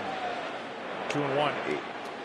The Red Sox and Alex Cora are by no means the only ones in this category, but for a guy like Sale, I mean, he starts game 1. He ends up going 2 2/3. He can come back around in relief. I mean, you don't know how these guys are going to be used the rest of the way. They do not play it conventionally. And Alex Cora proved that back in 2018 when they won the World Series. That's on the outside corner, 2-2. Yeah, I mean, the contrast between the American League right now and the two teams that are fighting for the World Series and the National League is pretty stark. These teams are going to have struggles to get starters to go 5 innings and even in some cases find a starter for a game 4 where they're going to rely on their offense and their bullpen. Whereas in the National League, it's pretty much going to be starters and little bullpen because pitching has dominated the National League, hitting the American League. A strikeout as Ottavino comes back from a 2-0 count. 1 away in the 4th. Tonight's telecast is sponsored by Loan Depot. Home means everything. Earlier tonight, Francis Tran, Executive Vice President of Marketing at Loan Depot, threw out the first pitch. Loan Depot, the official mortgage provider of Major League Baseball and the presenting sponsor of the ALCS. Probably hoping we didn't show that. Didn't go very well. I was reading. Didn't go very Was it not good? It was not good, but people have to understand how hard that is. Says the Hall of Fame pitcher who started in relief. Anybody who comes out, I don't want to do it anymore. I'll tell you that right now. But anybody who thinks they can just throw without warming up and knowing you're going to throw out the first pitch, here's a little bit of tip to everybody. Practice. Practice before you go out there because it's a different animal. A 1 pitch, Maldonado, foul tip hung on to by Vasquez, strike 2. Now you're helping. Now you're helping Tran. I didn't know it until I just saw it. So says the guy, by the way, who was taken deep by a little leaguer in Iowa. That's you. Through some BP. Fly ball into right. That sends Renfroe back just a few, and that's out number 2. Have we? No. No, I'm looking. Nope. We've not had a 1-2-3 inning. We have had 3 batters in 1 inning. Only that was in the 2nd, but that started with a leadoff hit by Verdugo. He was erased in a double play. It's going to be the theme of this series. It's going to be played in thirds. Each manager is going to be like, I need to get through 3 innings, and then we'll see what happens. And tomorrow might be a little different for the Red Sox. They're hoping to get 6 or 7 out of their horse. I don't know that the Astros are going to be able to bank on that against this lineup. They're going to really have to mix and match their whole staff against the Red Sox. Here's Altuve. That's why these guys can come back around. I mean, you know, tomorrow you talk about horse. When you think about Nathan Eovaldi, he's a guy that makes a start and comes in on his way to take a shower, tells his manager, I'm good for 1 tomorrow if you need me. Yeah. Now, the only downside of that, the more guys you see, when you got 2 good offenses that get a chance to take a look at a lot of relievers in a 7-game, 6-game, 5-game series, the advantage goes to the hitters. 1-0 pitch is in for a strike. And I believe that's what helped Boston against the Rays. The Rays went to their pen all the time early in that series and had a hard time putting away the Boston Red Sox. It's hard to pitch against great teams and use 6 pitchers, 7 pitchers a game. It's hard. 1-1. Little jam shot, 1 hop, and a nice defensive play by Arroyo, and we have had our first 1-2-3 inning of the night of this ALCS. Devers coming up for Boston after 4. They lead it. Burrito.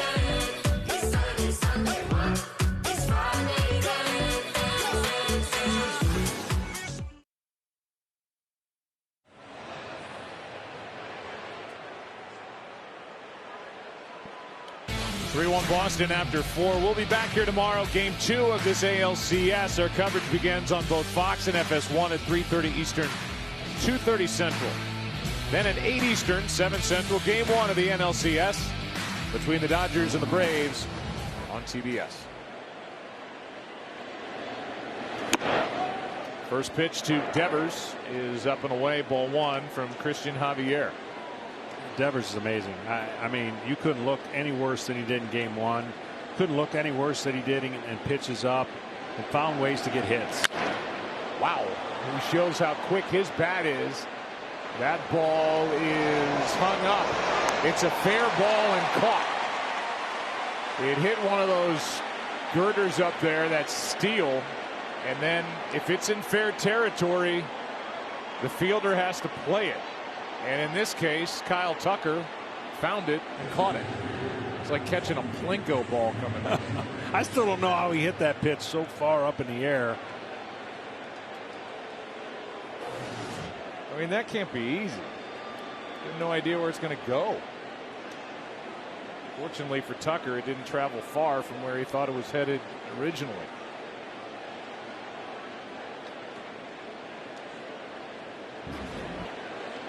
Okay, one out. Here's Martinez. He takes a ball. JD's been on base twice with a walk, and he reached on the error on that hard hit that got through Altuve and put Boston on top. They're just glad to have him in the lineup. One of the most flukiest injuries that JD had done his whole routine. It's like Vince Coleman getting run over by the tarp machine in St. Louis in Old Busch Stadium. When he goes to play the outfield, he goes across the second base bag every time and took his eye off the bag or something, rolled his ankle, had to come out, couldn't play against the Yankees, couldn't play in game one against the Rays. Oh, by the way, they got shut out. And then if you don't think it's coincidental, since he's been in the lineup, they haven't slowed down. No. And they moved him down in the lineup. You can see he's telling the home plate umpire, David Rackley, that was off. That ball looked outside. Instead of ball two, it's strike two. It's his left ankle. 1-2 pitch. And if he didn't like the previous one, he's not going to like that. 2 down. That's just frustrating for him. He knows the strike zone. He's going to go back and watch the video, and he's going to be vindicated. Next time he comes up to the plate, he's going to let him know that those 2 pitches were unhittable and they were off not the plate. Strikes. Yeah. But I really like Javier.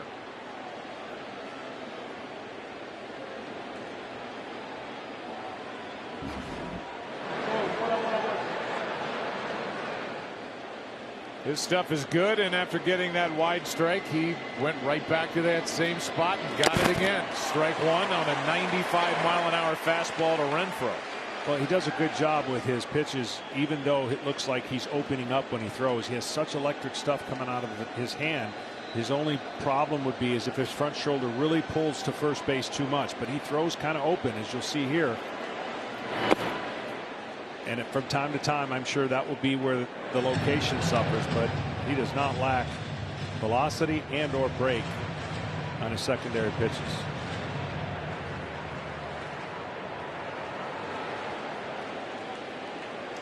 This organization with Houston has really scouted well. And if they haven't been able to use players that have been found, they've packaged them up and shipped them off to get other pieces. And have had that championship look, which has happened this year as they made the deals to fortify their bullpen in season. And you know what's amazing is that they went through the entire season, and I could say kind of under the radar from a national standpoint. You wouldn't know much about their rotation, much about their bullpen. Everybody knows about their offense because they've got stars in their offensive lineup and their batting, but boy, they've done a nice job as Dusty and everybody with the organization keeping them together.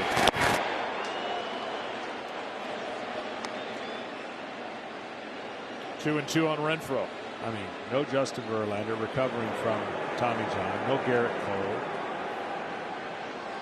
Greinke's still here, but not the same style Greinke that you're used to. And then we already covered what McCullers is not able to do this series.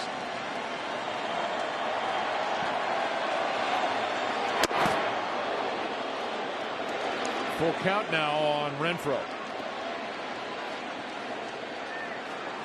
There's McCullers. Asked Dusty Baker before the game if there's any chance the Astros get to the World Series, he could be on the roster. He said, I just do not know. Hopeful,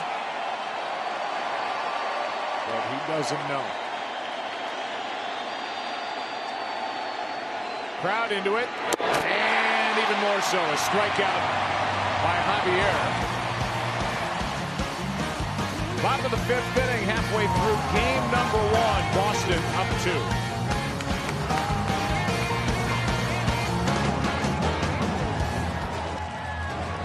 By FTX, the official crypto exchange of MLB.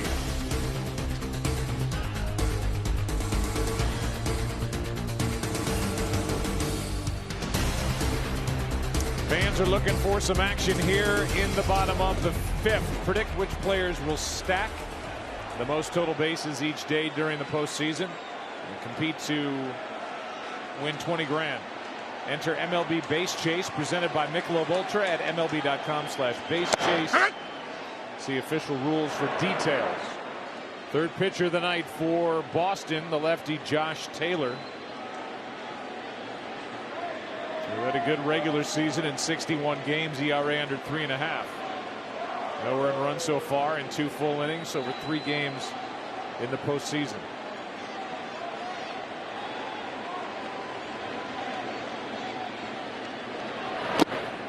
Well, the Red Sox, before they started the season, the bullpen was going to be the reason why maybe they didn't get to the postseason.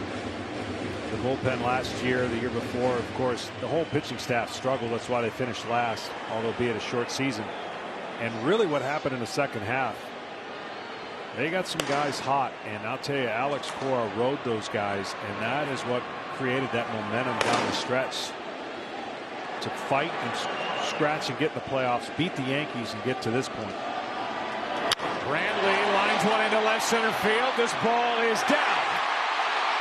Brantley will hold with a leadoff single on base for the first time tonight. And he's now hit in 16 consecutive postseason games. A little different angle for Brantley, who doesn't flinch a bit. Right, short stroke to the ball, but a little different angle than Chris Sale was creating for the left-handed Brantley, and another great effort by Kike.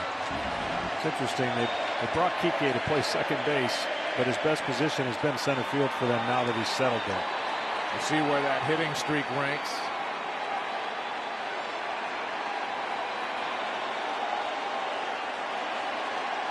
Here's Bregman, the number 3 hitter. Going to watch out on the first pitch here, being at home, trying to. Loves hitting at home, loves hitting on the first pitch.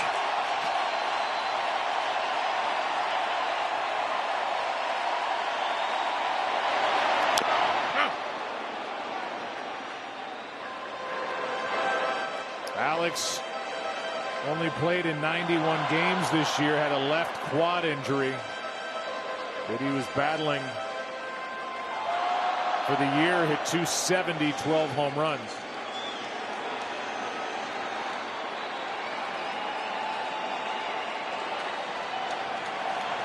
Fifth straight ALCS for the Astros, and Bregman's been there through this run.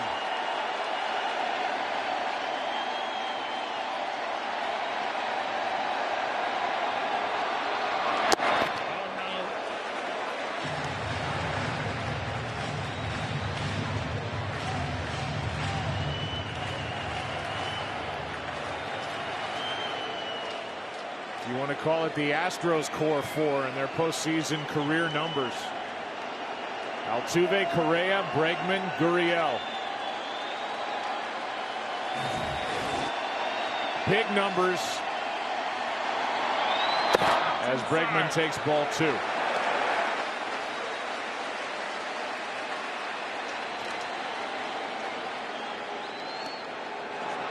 For a guy who likes the ball middle in, you've got to make him conscious in. So you pitch him in off the plate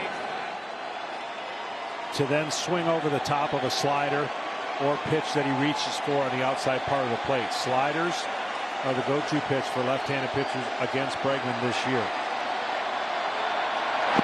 3 balls and a strike.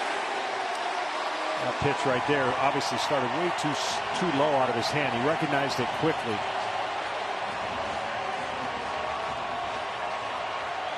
And that was the slider. This ball never had a chance. So when the hitter looks at a pitch coming out of the hand, he's trying to guess where that pitch is. Is it going to break? Is it a fastball? Spin, always a difficult thing to pick up. So you look location, and out of the hand was instantly a ball.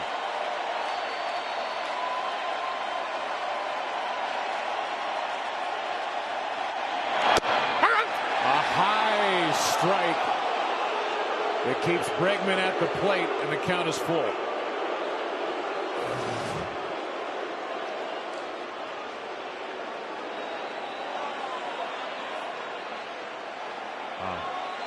The composure of the hitter so far has been pretty good.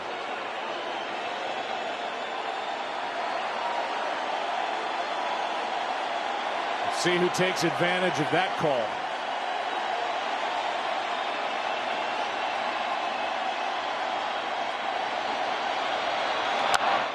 Foul back here.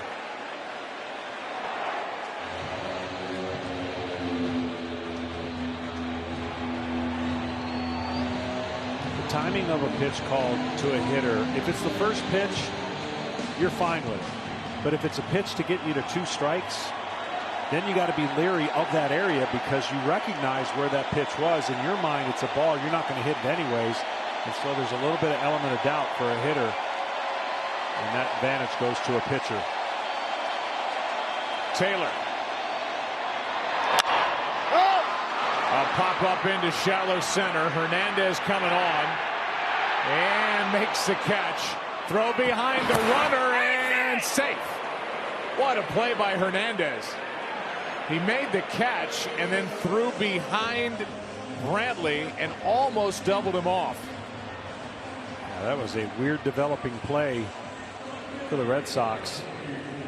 And I can still make that argument that Bregman swung at a high pitch to fly out right here. But this last minute looked like he just picks it up late and then almost makes a double play.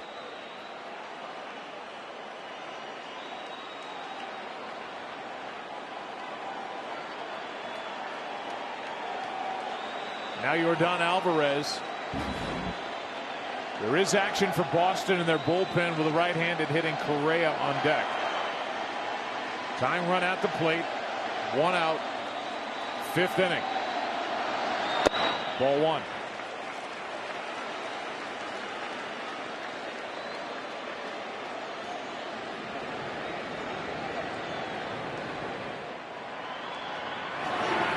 Frazier, the right-hander.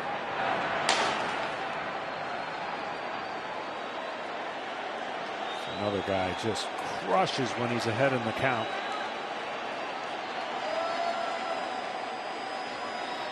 One 1-0 pitch.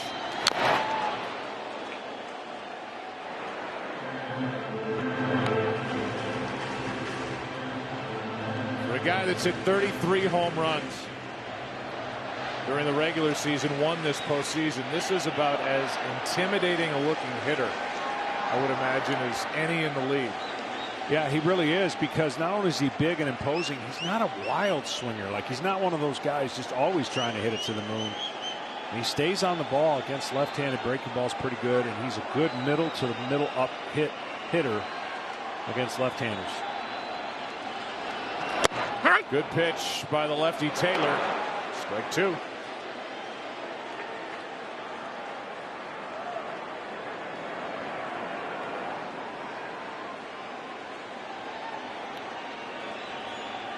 Biggest moment in the young career, the 28-year-old Josh Taylor.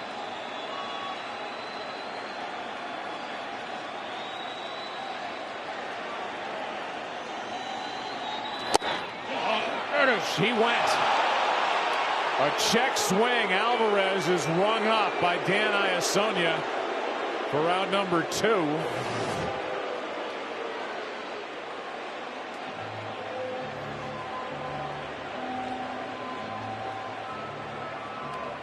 And that's going to be it for Taylor.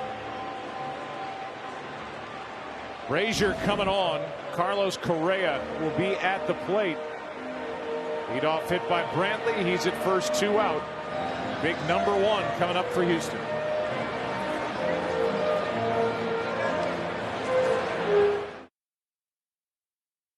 Kickoff pregame crew. Then the undefeated 12th ranked Oklahoma State Cowboys face Bijan Robinson and the number 25 ranked Texas Longhorns in the big noon Saturday game of the week. It all starts tomorrow at 10 Eastern on Fox and the Fox Sports app. Here's Brazier, who missed the bulk of the season with a left calf strain, but his numbers are good since he's come back. Yeah, electric fastball slider combination. Correa tied up with that 96-mile-an-hour fastball. Yeah, he's glad to be healthy at the right time of the year. Missed most of that, as you talked about. That's part of the equation for the Red Sox I was talking about. Timely guys coming in, timely guys stepping up. Rookie that gets picked up from the Yankees, Whitlock, has been unbelievable for them. So Alex Cora has a lot of confidence to go to a bevy of guys to get through this game.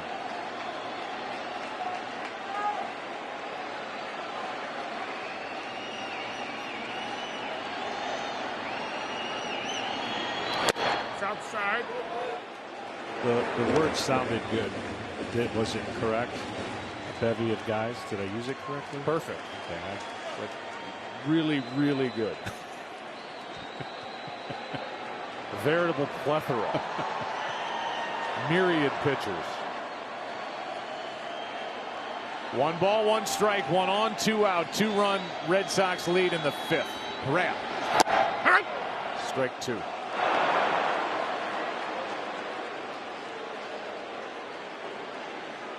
What a winding road Brazier has taken. Ending up in the bullpen for the Boston Red Sox. He's pitched in Japan. He's pitched with the Angels. Bounced around in the minor leagues forever. Finally put it together. Dealing with Carlos Correa and missing low, 2-2.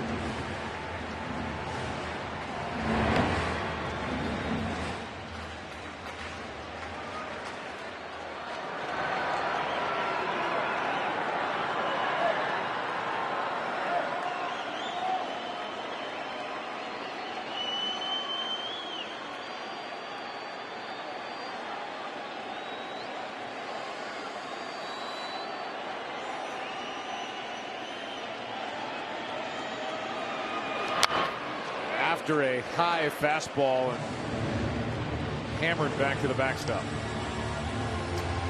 That underneath that fastball right there. He's had good life of it on a down.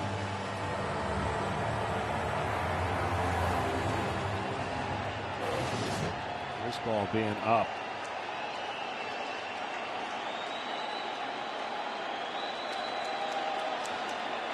Hard after a pitch like that to throw a slider down and away. You want to throw your slider down and away after you paint your fastball or get a foul ball on a fastball low and keep it on the same plane.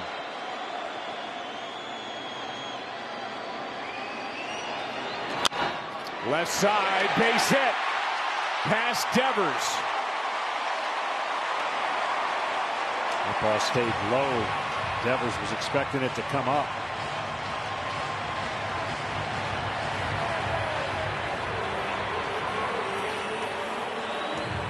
Looked like he went right over the top of it. Ball goes from the grass down and just doesn't come up. Stays down. You could tell he was anticipating that ball to come up a little bit. He pulled his glove up, thinking the ball would take the same bounce, and it didn't. Stayed low. And now a tough matchup here with Kyle Tucker. Tucker's had good swings tonight, but nothing to show for it. He's popped up, struck out. That was against Sale. He was the last hitter Sale faced when he went 2 2/3.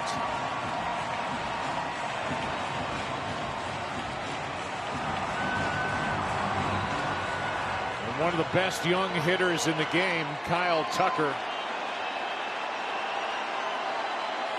Batting 6th in the lineup for Houston, with a chance to do something about this 2-run deficit. Frazier's going to have a good slider against Tucker. Tucker, good fastball hitter. Fly ball into right center field. This ball is caught by Kike Hernandez, who almost overran it. Had to reach back to make the catch. But he did. Astros have left 8, trailed by 2 after 5 in game 1. Heartless powers try to tell us what to think. Answered by Taco Bell. Kike Hernandez has 3 hits, and he's been all over the place out in center, shallow center, right center, and had to reach back across his body with 2 on to end the 5th inning just a moment ago. Now the breeze is blowing again, blowing the flags from right to left. The roof is closed, obviously, and the right side of this ballpark is the side that's got the higher stands on it. And just kind of died down again, but it must be gusting a little bit down there, swirling, as Kike Hernandez almost went too far on that ball to his left. Verdugo at the plate, 1 ball, 1 strike. And the new pitcher is Maton. 6-0 on the year against left-handers. Turns into a 2-pitch pitcher. Fastball, curveball, occasional slider. And he's got 4 Mountains inside. quality pitches that he'll use. Cutter being the 4th. And how good was Christian Javier? The only hit in his 2 innings was that ball that dropped and left, of course, off the bat of Kike Hernandez. Struck out 4, walked nobody.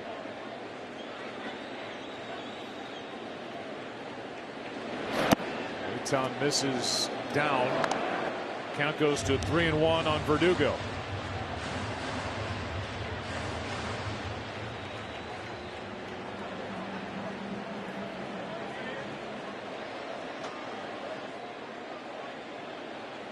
Verdugo, then Arroyo, then Vasquez. Bottom 3 in the lineup for Boston.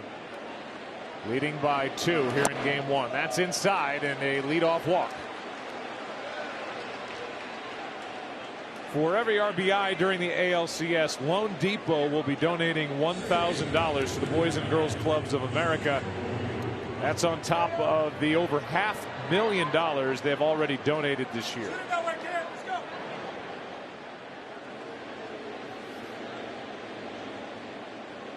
We're going to check in with Tom Verducci in just a moment. Arroyo stands in, 0 for 2. 3 at-bats against 3 different pitchers. In a 3-1 game, 6th inning. Good pitch. Strike 1. Tom?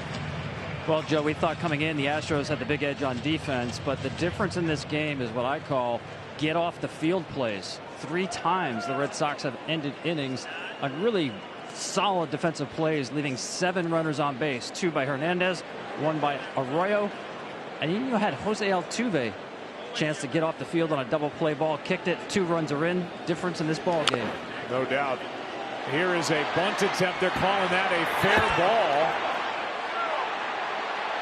And there's confusion out there as to whether Maldonado tagged Arroyo. Right now, the home plate umpires called this a fair ball, and everybody's looking at each other. Yeah, he tags him, and he's thinking about turning 2.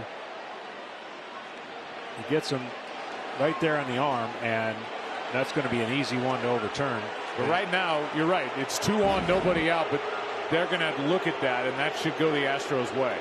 Dusty's going to ask the umpires to confer first before he has to go, I would think, to replay. On top of it, I wasn't 100% sure that ball was fair. It was close. But now the first base umpire, the crew chief Bill Miller, and David Rackley, the home plate umpire, are going to talk with Dusty Baker.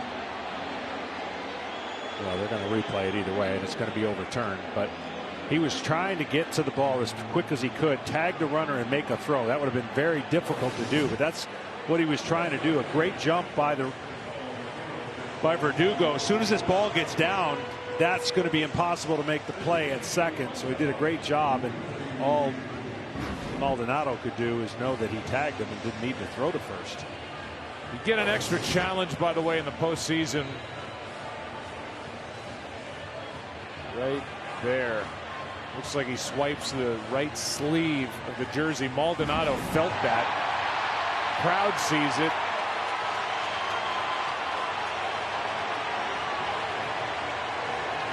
And we expect to have a runner at second, one out on the bunt by Arroyo. And the rare bunt by Arroyo. The American League doesn't have many bunts. And that is indeed the result, as Arroyo got it down and advances Verdugo to second with one out. And the reason you're bunting here, and you saw that ball spin almost, yeah, you could almost make the call that was foul. But Arroyo struggles against right-handers, and then you're guaranteeing an opportunity for Kike Hernandez to come to the plate unless they double off on a line drive. Verdugo.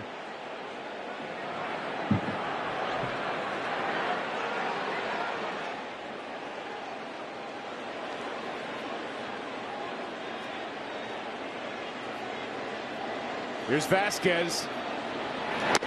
Ball one way outside. It goes down as a sacrifice, 2 unassisted on a ball that was called fair. May have been foul. Either way, it's a runner at second, as Arroyo gets another postseason bunt down.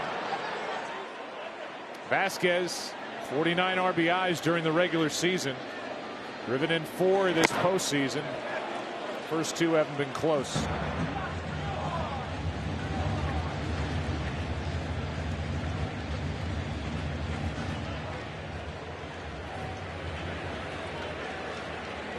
Kike Hernandez waits on deck.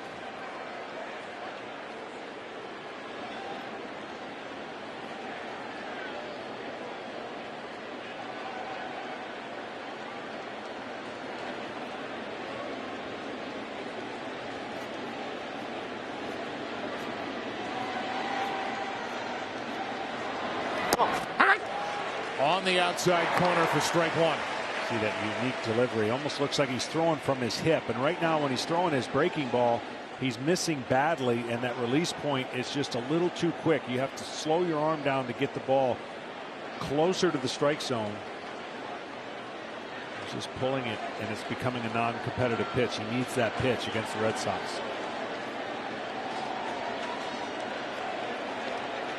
2-1, way outside again. And that's where he's getting out in front, and there's no way for him to catch up when his body's leaking.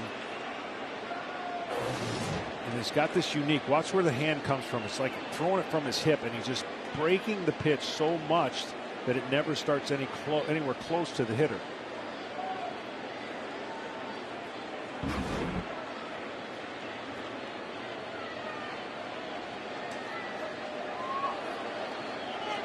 Maton came from Cleveland when the Astros traded Miles Straw. That not only allowed them to add to their bullpen with this right-hander, but opened the way for Chas McCormick to play more, and Jake Myers. Myers injured his left shoulder in Game 4 of that division series in Chicago, but on the roster. 3-1 is a good pitch, full count. It's better to stay back longer. All you got to really tell yourself is to stay back to throw this pitch. Mechanically, you can get away with a lot to throw a fastball. You can't get away with a lot with throwing a breaking ball. It's got to be back, centered, and it's got to come out of your hand with that release point that you're so accustomed to, and breaking that pitch from inside to away from a right hander.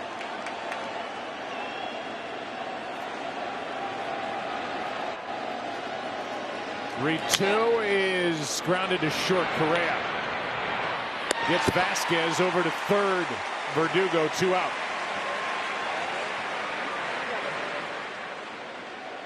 I know it sounds crazy, but at some point they better start treating this guy like the numbers he's putting up, and that is Kike Hernandez.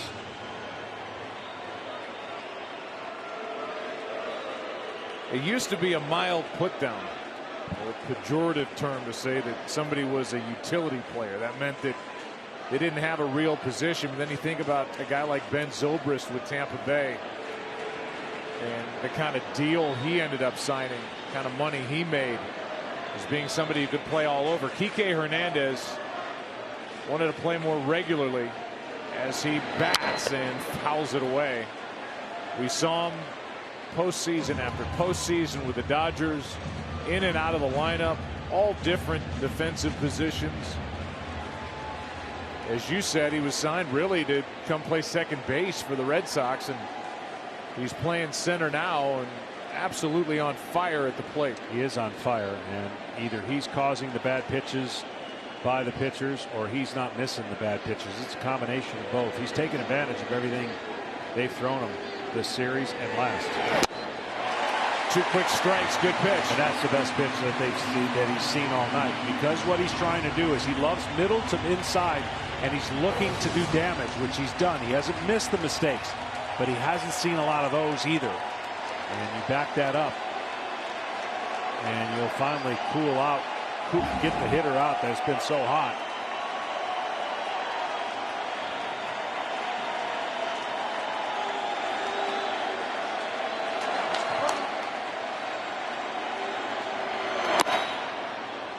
See, I didn't like that pitch. See, that to me is just a waste. As much as you want to get the pitch away, he tried to make a perfect slider into the best slider he's ever thrown in his life, and it just doesn't do anything to the hitter.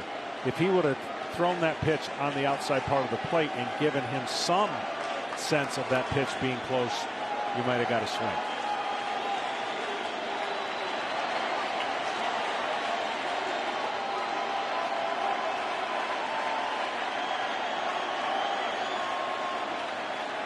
One-two. In case you're wondering, there has never been an LCS cycle. Brock Holt had one in the division series for the Red Sox 3 years back at Yankee Stadium. But there's been one in the postseason. Kike Hernandez lacking just the triple for the cycle. Right now just looking for a hit. He strikes out.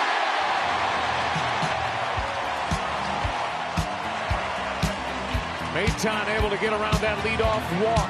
Still a 2-run game after 5.5.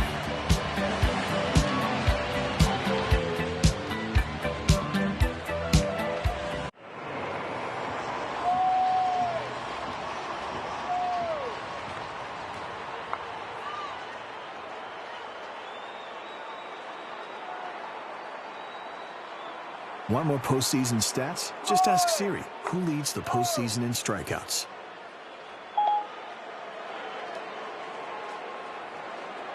What's the name of that guy up there? Bobby Dynamite? Bobby Dynamite. Yes, we have a winner.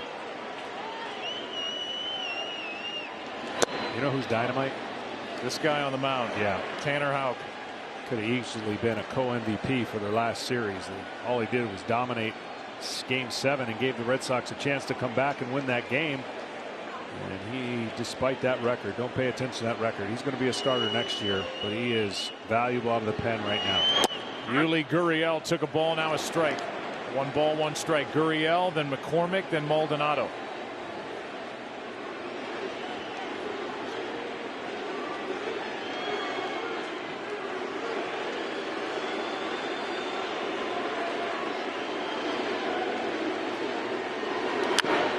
Popped up, straight up.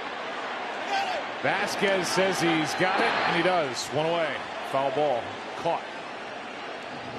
That'll bring in Chas McCormick. And bring us Kenny Rosenthal. Joe, you talked earlier about the Astros scouting and player development. Well, Chas McCormick was a 21st round pick in 2017. He's one of 2 current major leaguers, along with Blue Jays reliever Tim Meza, who attended Millersville University. It's a Division II school in the Pennsylvania state system. He went there as a two-way player, but later stopped pitching. His college coach, John Sheehan, told me the way he plays at the major league level is the way he played in college. The kid runs through walls. He'll jump over walls. He plays so stinking hard, it's ridiculous. Here he is trying to get on with one out. Takes a big swing and fouls it back, strike one. Sharing time in center with Jake Myers, getting the start tonight.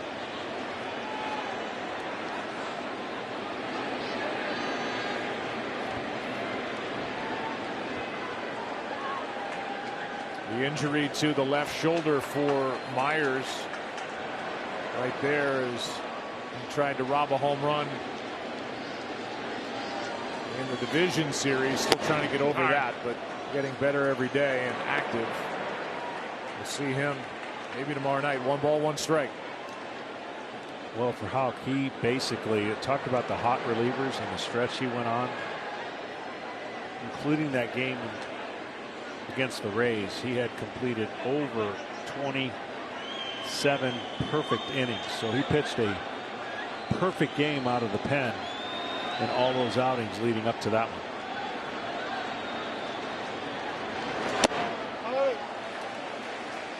Misses up for ball 2.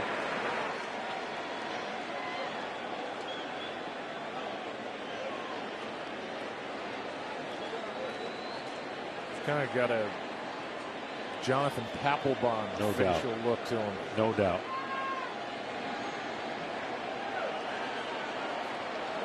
Don't know if he has the dance moves that Papelbon had.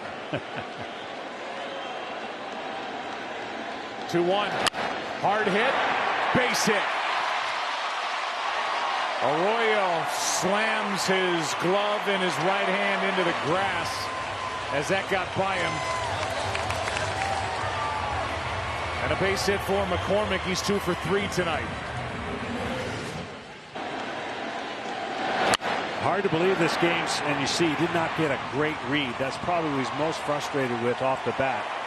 Hard to believe this game's only 3-1. Seems like there's been traffic and innings getting ready to be blown open. So the Astros still right in the thick of this, but they would love to turn over their lineup to Altuve with 2 runners on. And that's up to Maldonado, the number 9 hitter who's been hit by a pitch, glanced back in the second against Sale and then flied to right in the 4th. 1 for 16 this postseason. And then Altuve.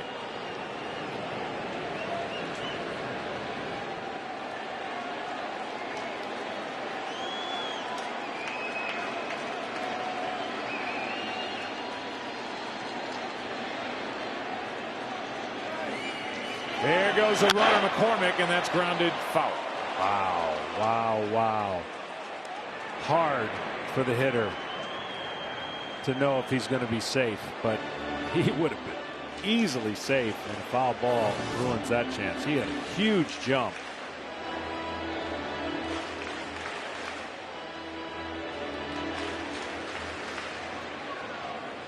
Neither one of these teams ran much during the regular season. McCormick ended up with 4 steals and 6 tries, but has to come back. Part of that's to stay out of the double play, of course, if Maldonado hits the ball on the ground. They want to get Altuve up any way they can. They trail by 2.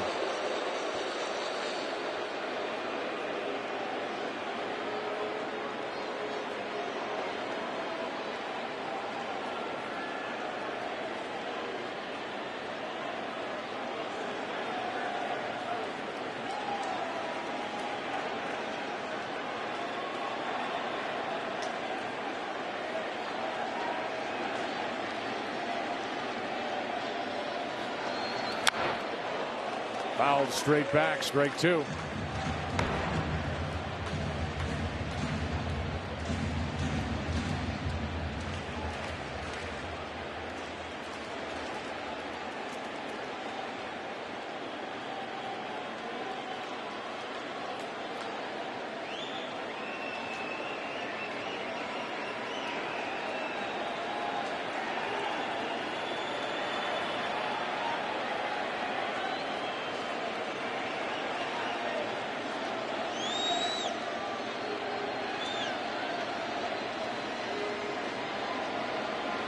Hauk.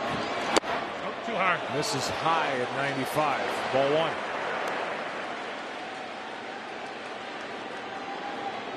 You hear pitchers described as having a live arm. This is the kind of guy they're talking about. Yeah, throws across his body, creates movement. It's got a way above average changeup. Haven't seen it yet, but good breaking ball that sweeps. And a lower three-quarter fastball that moves. Maldonado gets under it. Verdugo says he's got it. 2 down with Altuve coming up. Well, Altuve's done his damage right here in the hot zone. See the red boxes? That would be 2, 3 in the strike zone. 5, 6 if you look 1, 2, 3 across the top. He has absolutely crushed. Most of his damage is in that hot zone. And to get him out, you're going to have to go on the outer part of the plate because he handles, for a small guy with short arms, he gets to that pitch as good as anything. Look for a lot of fastballs away or sliders away to get him to reach, because if he doesn't reach, he's got the advantage.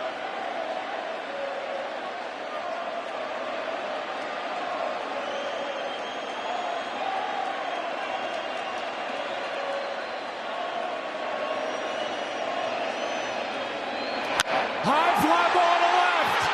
Damage done. Tie game.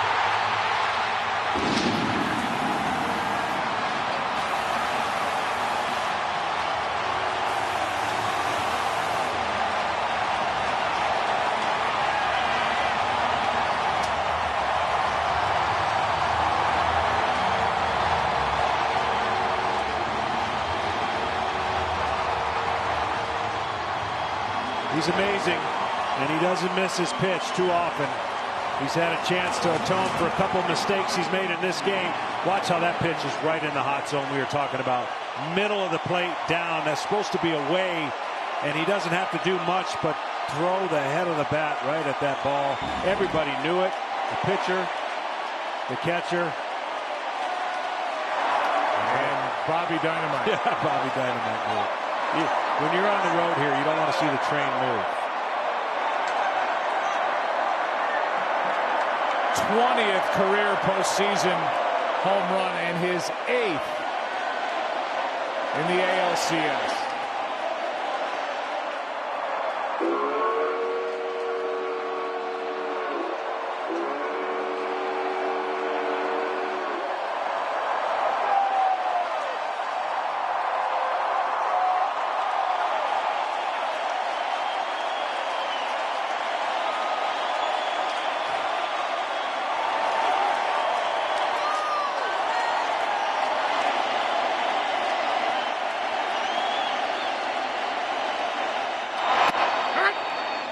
Strike one now to Brantley.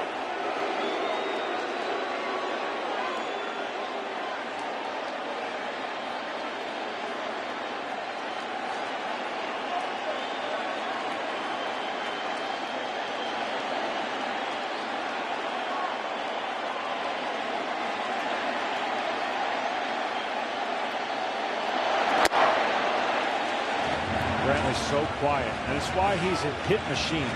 He doesn't care about launching the ball. He cares about backspinning the ball, line drives, gap to gap.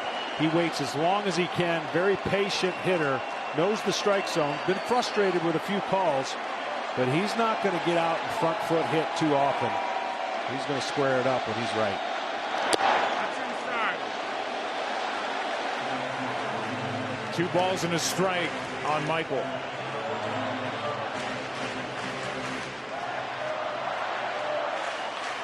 62nd career postseason game for Altuve.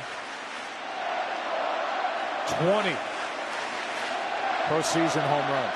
That's amazing.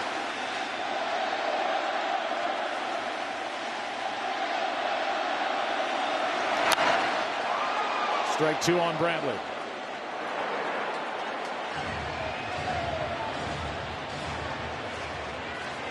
Obviously more opportunities now with the more rounds in the postseason. Divisional play starting in 69, and then you're adding wild card teams. But Manny Ramirez has the most. 29 And Bernie Williams, the Yankee great, with 22. Jeter with 20. Altuve with 20. Outside. Can't help but think how happy Dusty Baker must have been when Maldonado hit a fly ball. Because, you know, trying to steal the runner, trying to stay out of the double play so you could get your guy up at the plate. And that fly ball out seemed like not much, but it was huge because Altuve tied the game. Full count now on Brantley with 2 down. Got him looking on a beautiful pitch, but a 1-out hit by McCormick and a 2-out, 2-run game-tying shot by 2-7. 3-3 after 6. Back after a word from your local Fox station.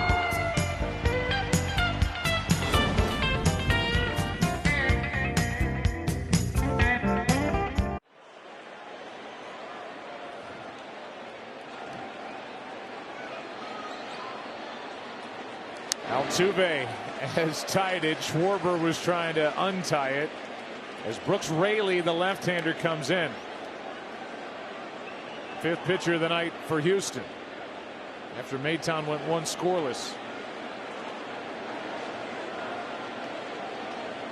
3-3 in the 7th. Outside.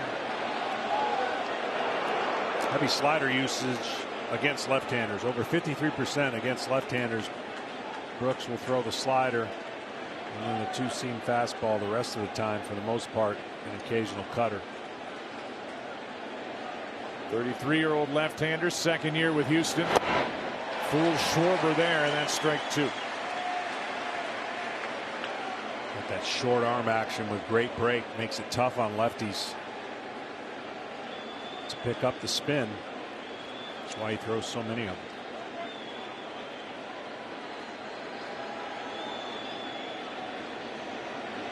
One-two. Fought off, base hit, left field. We've seen that 3 times in this game by 3 different left-handed hitters. Yeah, I'm really surprised by the pitch selection. I thought they'd go right back to the slider. He went to a 2-seamer, and Schwarber got enough on it.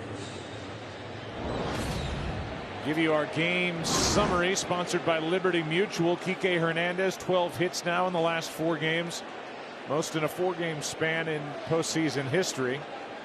Michael Brantley, his 16-game hitting streak is alive, and the biggest swing of the night moments ago, a 2-run shot by Jose Altuve.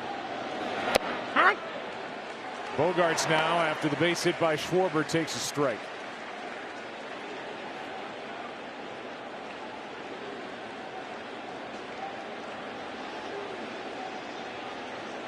Two walks and a strikeout, a run scored for Bogarts.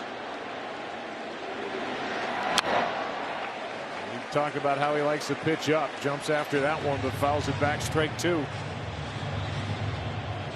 Took a pitch that was up from Garrett Cole and shot it out of the park at Fenway in that wild card game against the Yankees, which feels like 2 months ago.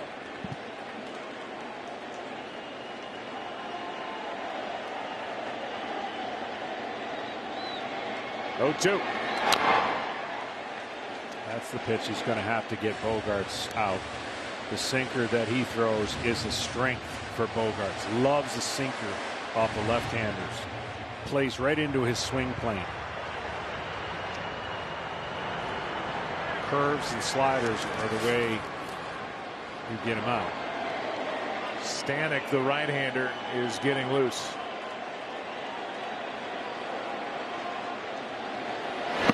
Good pitch, struck him out. 1 away. Great pitch, and again, that's how you get it. Cover the plate a little bit so it looks like it's something the hitter recognizes as a strike and then disappears to the back foot. This pitch appeared the entire way until the end. A strike to Bogarts. That's following the data, and he executed it perfectly. Devers now. With a right-handed hitting J.D. Martinez on deck. That's why Stanek is getting loose. They better abort the fastball philosophy. He's now proven, and the memory serves him well. Last time he was here pounding him with fastballs, and he's got 2 hits to show for it.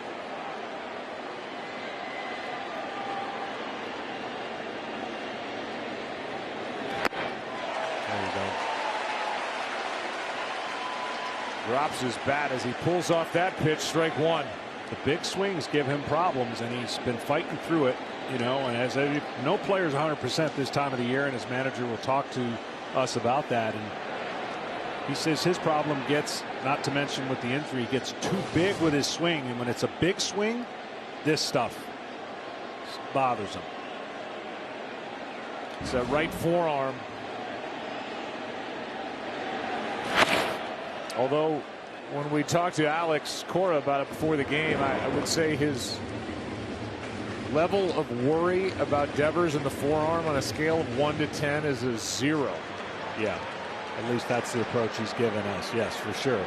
But he also said it has helped him in a way that in the last couple of games, by that being a concern, it's cut down his swing more times than not, and he's been more successful when he cuts it down. And hitting the ball more up the middle. Although another big swing and a miss on that pitch down and in. And if Alex was not concerned about it before the game, the 2 swings in this at bat might change his mind a little.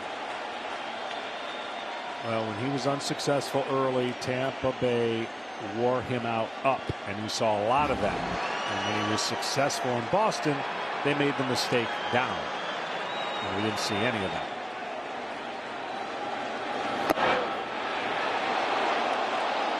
Two and two.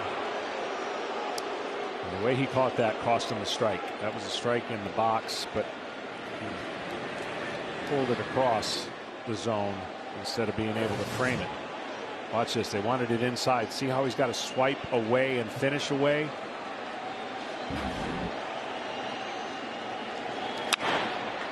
Little fly ball into shallow center. Easy for McCormick. 2 down. Follow all the action of the postseason with the MLB app, from real-time tracking of every pitch to in-depth analysis of the games. Download the MLB app today to make this postseason major. That's going to be it for Rayleigh. Ryan Stanek coming in with J.D. Martinez, the DH, coming up.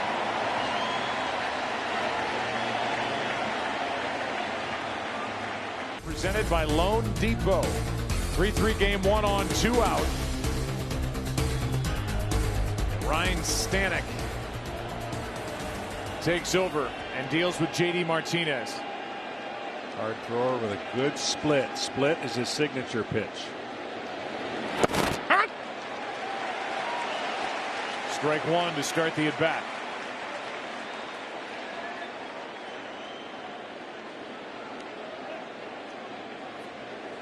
Opposing hitters hit just 186 against Stanek.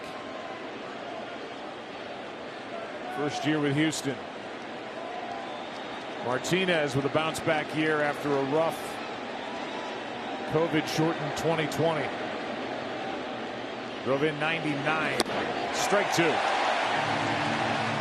tight slider, fastball slider split. Martinez in similar situations, although be it different pitchers, against the shift, took advantage and went the other way against the Rays defense.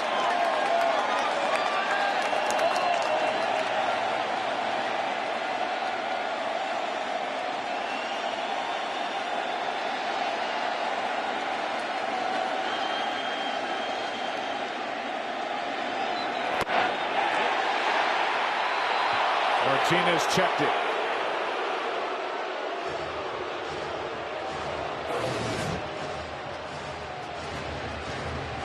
Every San Francisco Giants fan thinks he swung at it. Yeah, it's a tough subject for the Giants to deal with. Rightfully so. No doubt. Leadoff base hit by Schwarber. Bogart struck out. Devers flied out. Now Stanek and Martinez battle.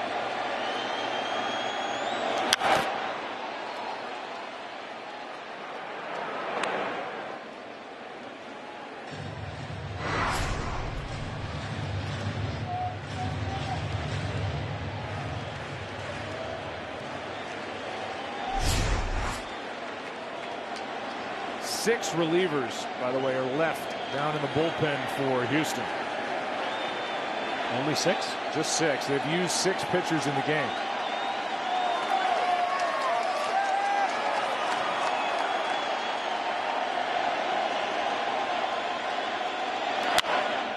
One hop, Correa. Inning over.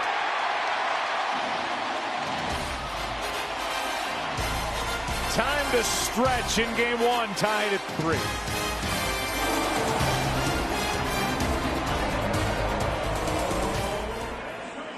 Tomorrow, game 2 of the American League Championship Series. Our coverage begins on both Fox and FS1 at 3:30 Eastern, 2:30 Central. Then at 8 Eastern, 7 Central, game 1 of the NLCS, Dodgers Braves on TBS. Luis Garcia, the rookie right-hander, will go for Houston, and Nathan Eovaldi will go for the Red Sox.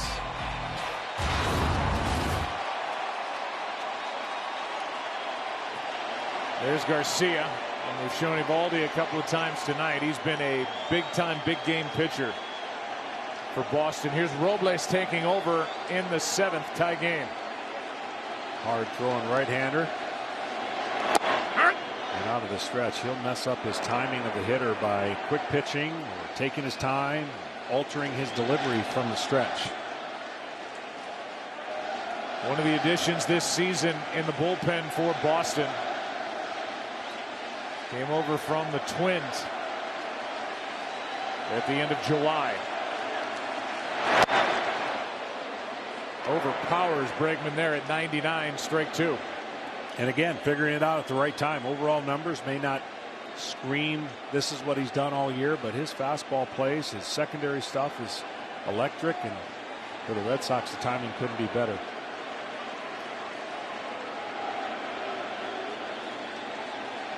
Had 10 saves in Minnesota, 4 with Boston after the trade. Ground ball. Bogarts gobbles it up. So does Schwarber. 1 out. Tonight's telecast is sponsored by WebEx by Cisco.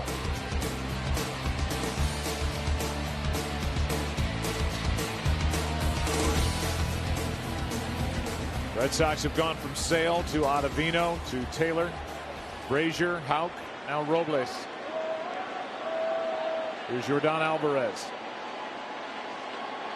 1 for 2 with a single and a sac fly.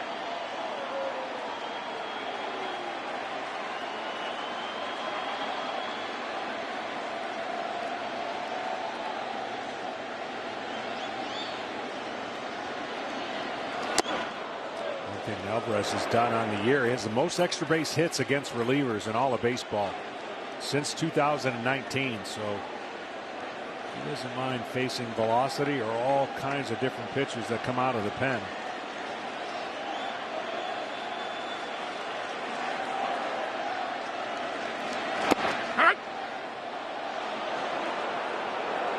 One ball, one strike.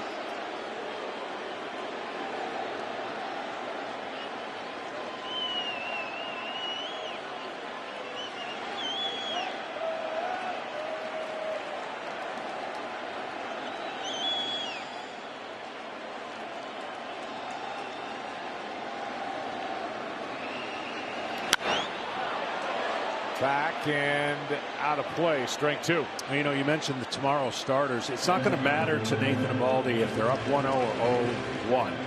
You know, winning this game or losing this game won't have an effect on him, what he's going to do. But it would go a long way for the young right-hander for the Astros to have that game under his belt to start game 2 up 1-0 versus down 0-1.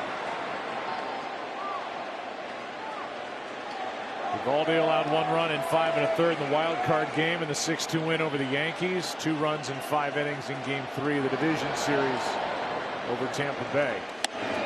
That straightens up Alvarez at 99 and evens the count 2-2.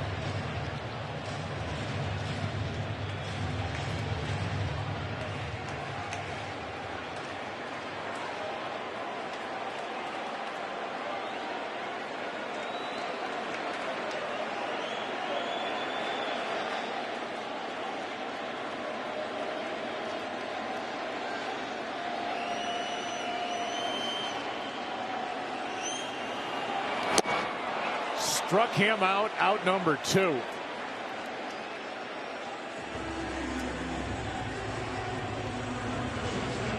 The bases are empty with Correa coming up.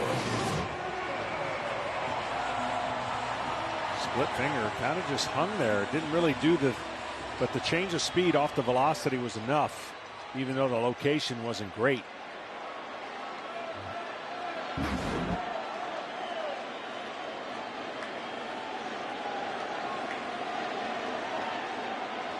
Correa 2 for 3.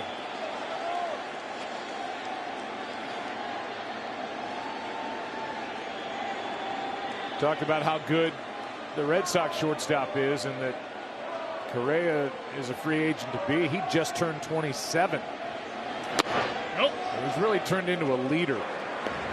Not to say that just happened here, but been report after report after report of how he has really stepped to the center of the stage for the Astros, said the right thing at the right time to his teammates.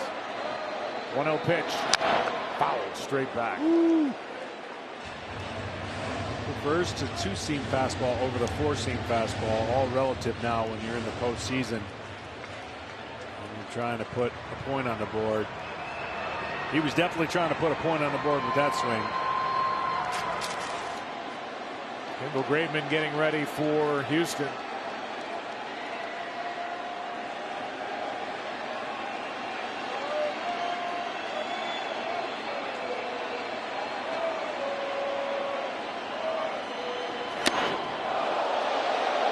'99 riding up and in for ball 2.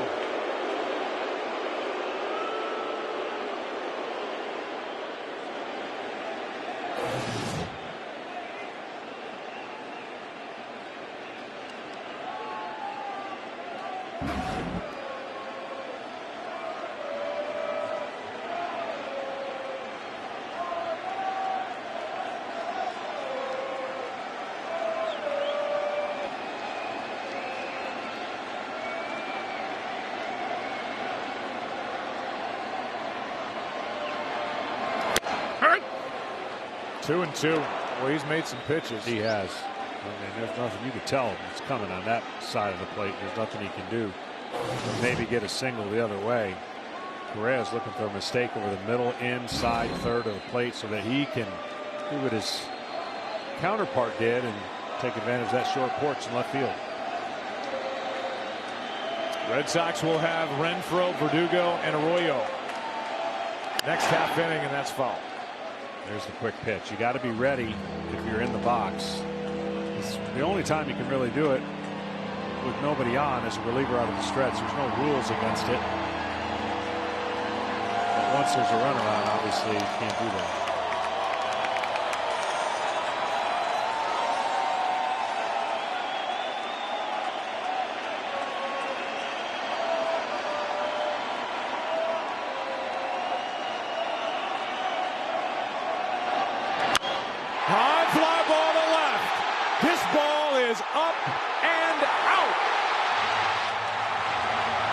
Astros on top.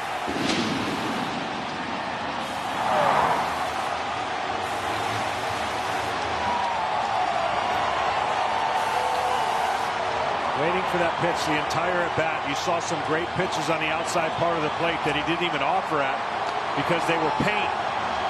And that one was a mistake over the middle part of the plate. And he did exactly what his counterpart did as they meet right there. I don't know how they keep track of all the handshakes, but look how quick he got the barrel of the bat to the ball up. And he says, look what time it is. I guess it's his time.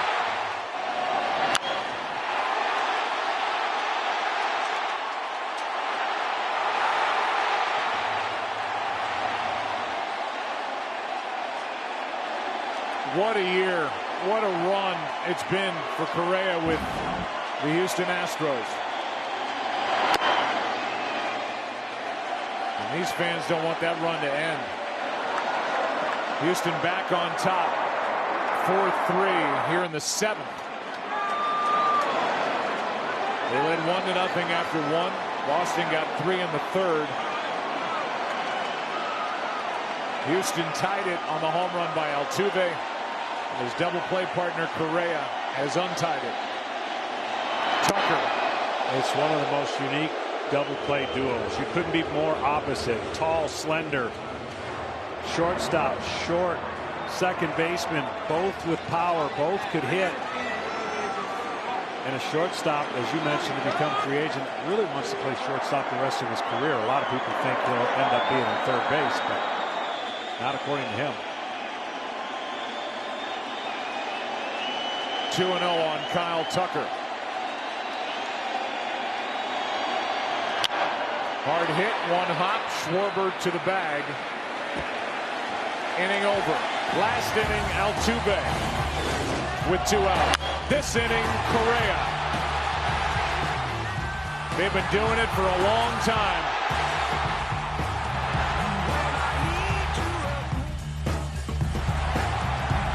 Eighth inning now, 4-3 Houston.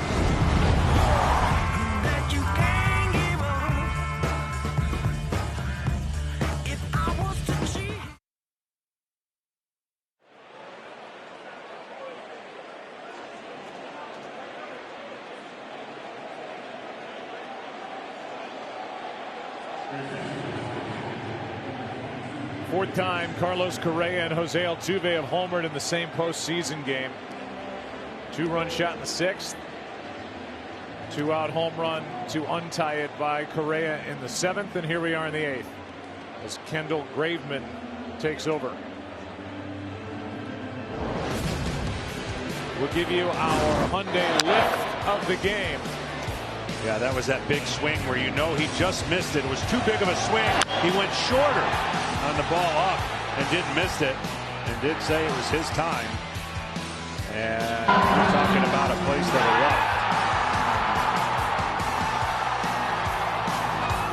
erupted. He knew it. Everyone knew it. Pinch hitter leads it off. Danny Santana batting for Hunter Renfroe against the right-hander Kendall Graveman. Graveman coming over from the Mariners in that mid-season trade and swapped locker rooms when they traded.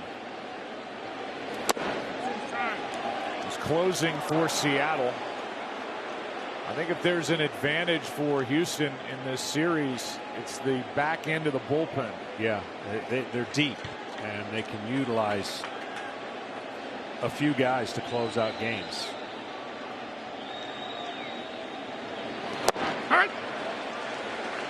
Well, for Graveman, he's going to rely on that two-seam fastball. You see, he starts at left-handers and breaks it over the plate. Presley looking to hopefully have the lead. And he comes in.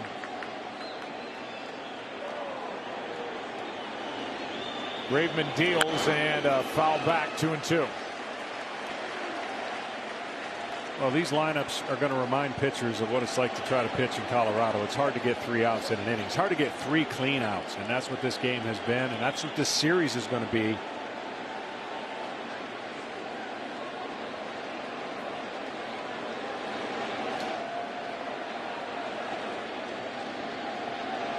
Two-two. Full count.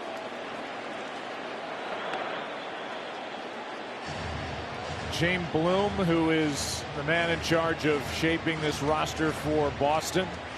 James Click, who's the GM for Houston. Both adding big pieces in season.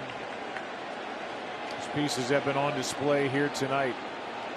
2 guys that were formerly in the Tampa Bay front office. As this one is foul down the left field line, out of play.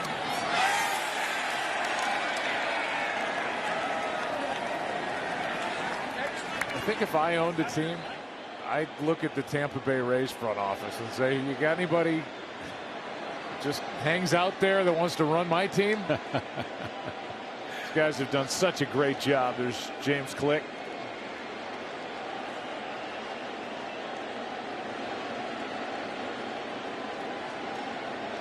Chaim Bloom doing his job just as well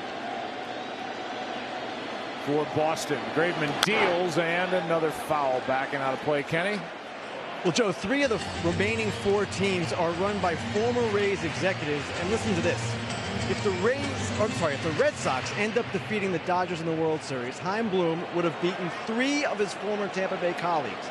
The Rays' Eric Neander, the Astros' James Click, and the Dodgers' Andrew Friedman. Now, I'm not saying that would happen, but that's a pretty interesting scenario. And another former Rays executive, Matt Arnold, is the assistant GM of the Brewers. Wow. I mean, they're just everywhere.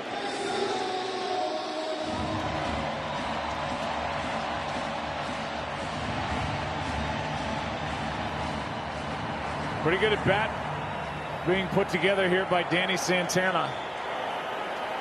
An important one, too, because he's one of the few Red Sox that can really run.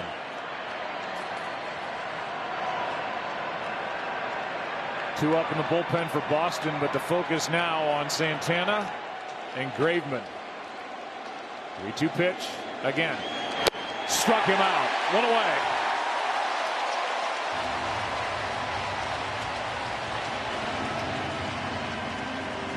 And with 1 down, a quick word from Evan Williams Bourbon. Get ready for the next pitch with Evan Williams, bourbon done right. Let's see what they did there. Can't get anything past you. Here's Verdugo.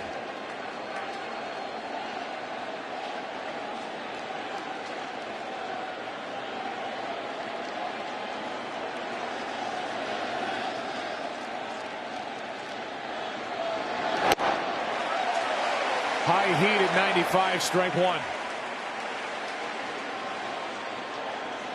Verdugo's been on base twice, single, walk, struck out back in the 3rd. And that was the end of the night for the starter, Framber Valdez. Starters long gone. Neither one of them got through 3. Verdugo is jammed, a little fly ball into left center and handled by McCormick. 2 down.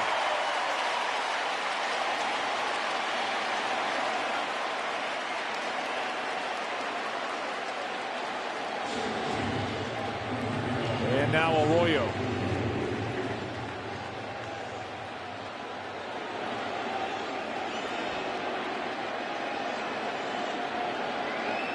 Dropped down a sacrifice bunt his last time up, 0 for 2. 5 for 21 this postseason. Hit 6 home runs during the regular year.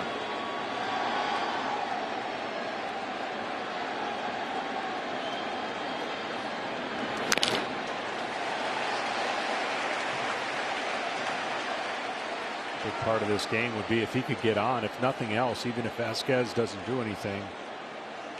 You got the top of the order, of course, with Kike Hernandez leading off the 9th.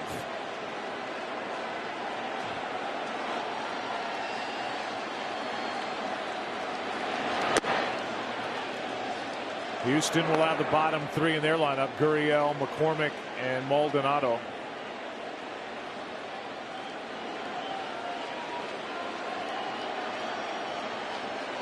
This game, game 1, will set a record for pitchers used. Here's one into left. Gets past Bregman and into left field for a 2-out hit for Christian Arroyo.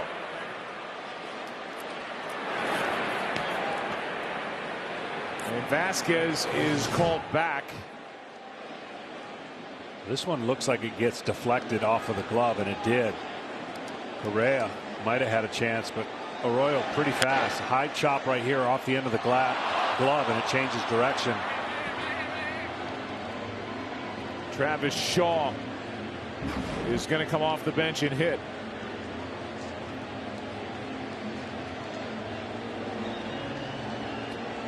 Get your game on at MLBshop.com. Authentic on-field caps, tees, hoodies, and more. Get all your postseason gear and wear what the champs wear at the official source, MLBshop.com. Shaw has a great story. He started with the Red Sox. Went to the Milwaukee Brewers. They cut him loose. He comes back to the Red Sox. 1 for 2 this postseason, but getting another shot with where it all began. And like I said, even if he doesn't do something here, the top of the order starts it off for the Red Sox in the 9th. That's not a harmless hit right there. Shaw batting for Vasquez, who was 0 for 3.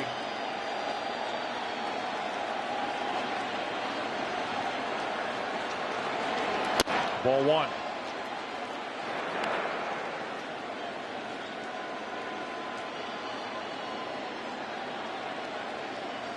Originally came up in 2015 with Boston.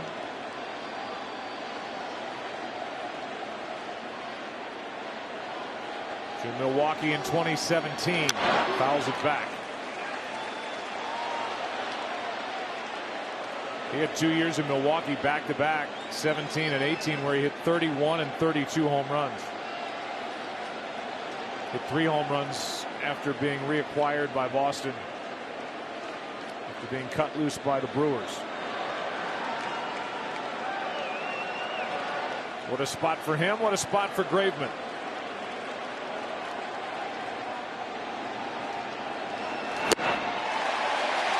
Strike 2.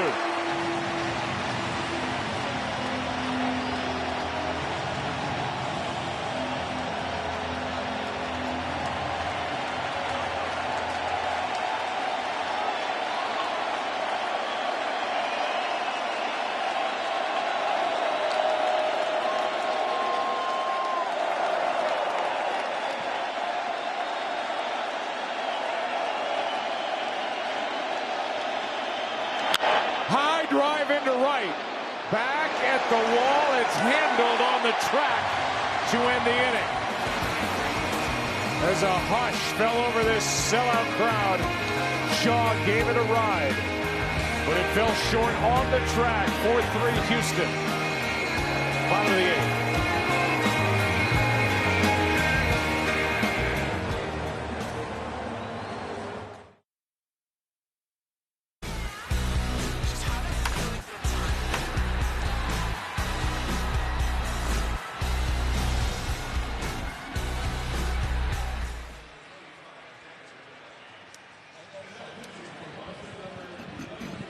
Championship Series presented by Loan Depot. Sunday on Fox, one of the oldest rivalries in the NFL. Aaron Rodgers, the Pack, battle Justin Fields and the Bears for control of the NFC North or other regional action. Check local listings for the game in your area only on Fox and the Fox Sports app.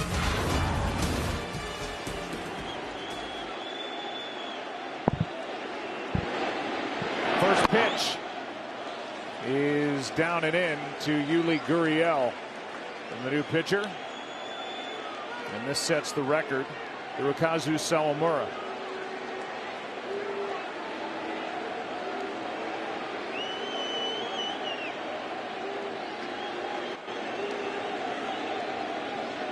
Plawecki behind the plate.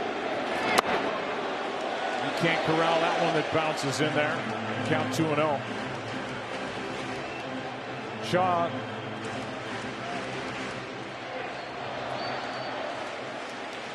who pinch hit is out of the ball game. Verdugo slides over to right, and Santana is in the game and left.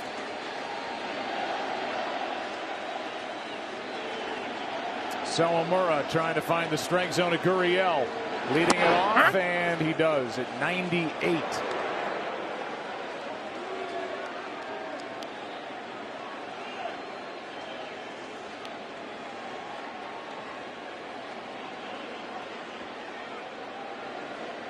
Fourteenth pitcher used here in game 1, and that's a record for a 7-game postseason series.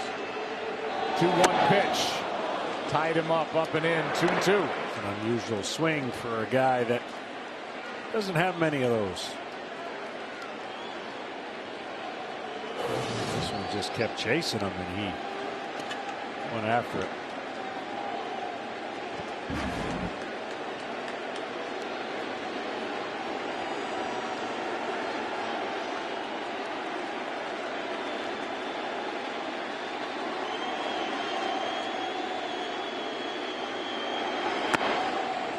That misses, full count.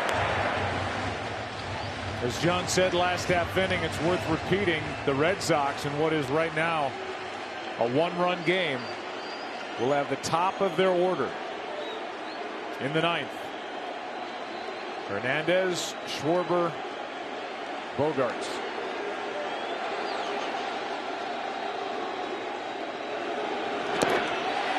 A leadoff walk as that bounces in for ball 4.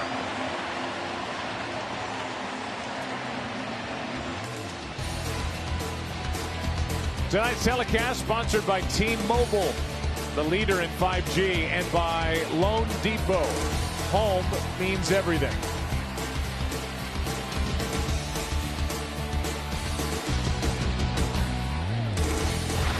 Not a good start for the Red Sox reliever. If this at bat is like any other bat he's had, he'll be chasing the first pitch or trying to make something happen on the first pitch. Very aggressive. See the 2 singles on the night.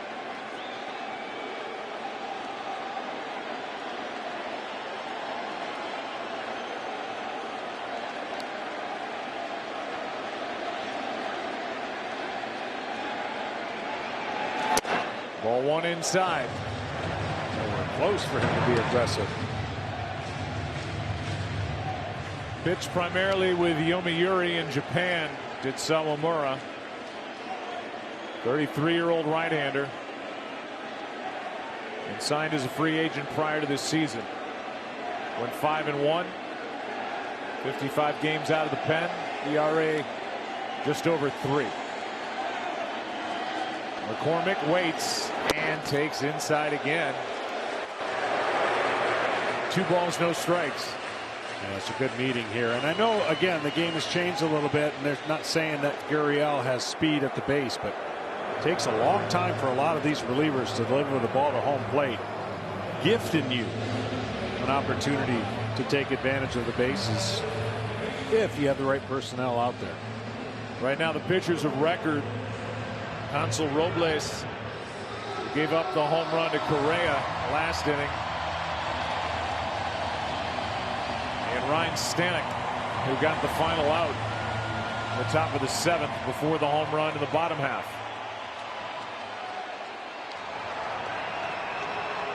Top of the order likely to face that right-hander.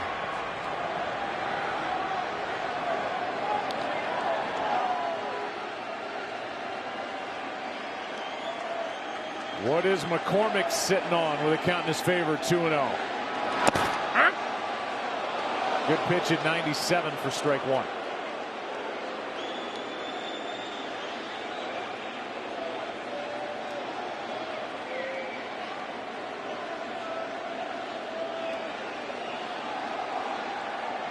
The Red Sox have, in case you're into this and you're keeping track at home, 2 visits left to the mound visits. 2 left. That's into left field and bounces in front of Santana.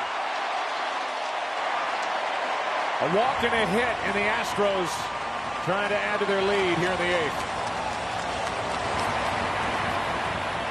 What a night for Chas McCormick, 3 out of 4.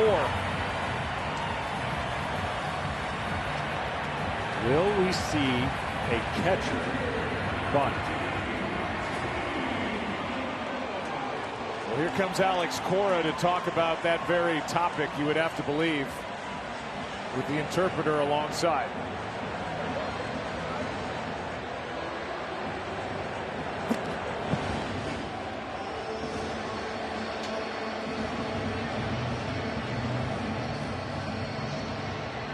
Fourth 3 game, bottom of the 8th. And Alex Cora going through what he wants his infield to do with the exact situation you just talked about. Do they have Maldonado bunting here in the 8th inning with 2 on, nobody out?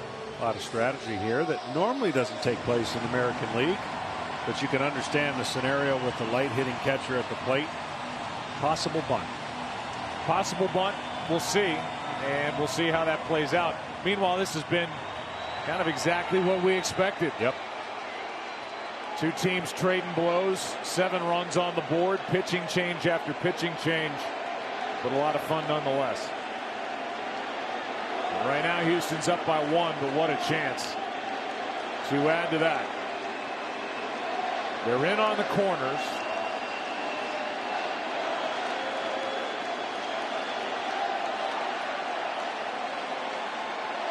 Which includes Schwarber at first. He hasn't played a lot of first base.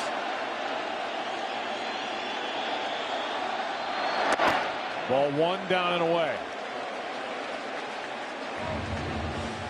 Well, the good news about when you square around, you have a better idea of the strike zone, right? For a guy who's struggling to throw strikes, if you were batting, you may falsely read some of those pitches. But when you square around, you've got a great idea with the bat as your kind of like your eyes, your gauge on what's going to be a strike and what isn't, because you're giving yourself up. 1-0 pitch, and that caught him on the hand or the arm and will load the bases. And Sawamura's been all over the place. A walk, a single, and a hit by pitch. Well, I forgot the downside of squaring around. It's harder to get out of the way of a pitch.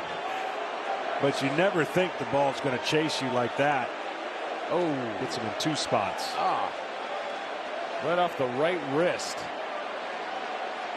And Maldonado won't even talk to the athletic trainer in Baker. He said, "I'm fine, let's go." The backbone of this team behind the plate.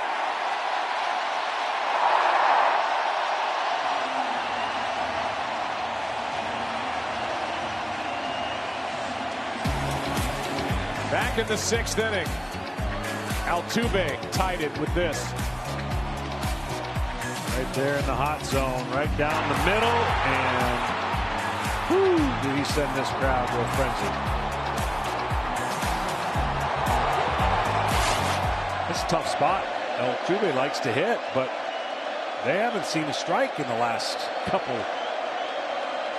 3 to 5 throws. So see what the aggressive Altuve does on the first pitch. Ball 1 inside. Just to put a number to it, with Schwarber at first, he's pulled in. Coming into today, 10 regular season games at first, 3 in the postseason. And they're all in, trying to cut down the lead runner at the plate, not wanting to fall any further behind. Nobody out. Astros lead. There's a strike, a ball and a strike. Yeah, you bring the infield in, the batting average goes up substantially, and especially with the way that Altuve can square up a ball, the exit velocity off his bat is going to make it tough unless it's hit right at one of the fielders. And the only 2 fielders you're thinking it would hit right at would be Bogarts and Devers. Highly unlikely he's going to go to the right side.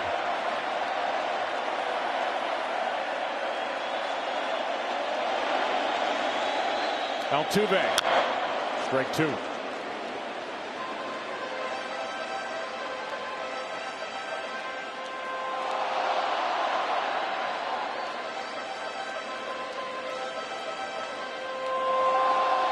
"22nd year this ballpark has been home to the Astros, and this place will shake if Altuve connects here."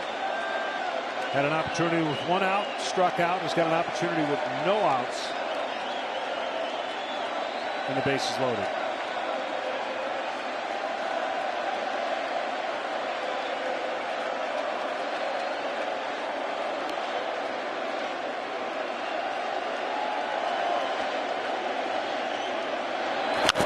Into center field. Hernandez the catch, tagging, coming to the plate, the runner, and throw too late. Gurriel scores 5-3 Astros. Man, what an effort by Kike. He used every ounce of his body once he caught this to throw home in what really was going to be bang bang when I first thought he hit it. Top spin, gets in position and lets it fly. Wow. I think the Red Sox are going to want to look, why not, to see if he left just a tad too early. This would be some kind of change of events if they found that that was the case. Don't think they're going to win that one. No. Worth a look, but it certainly looks like Gurriel's foot's on the bag as the catch is made and across the plate before the throw arrived, and the lead is 2.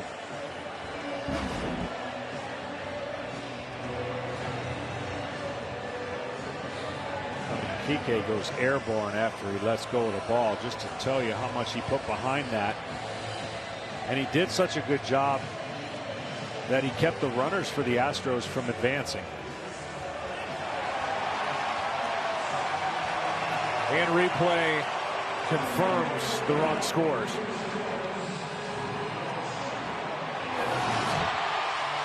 I mean, watch this. He just lets it go and follows through towards home.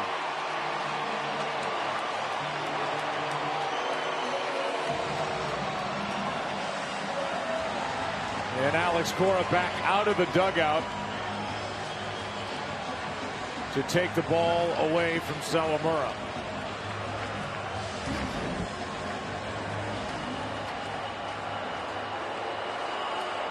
Martin Perez coming into the ball game. 8th inning, a run is home. The lead is 2. Biggest lead of the night for the Astros here in the 8th.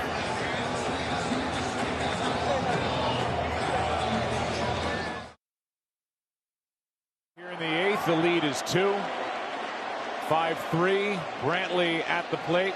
Martin Perez into the ball game for Boston.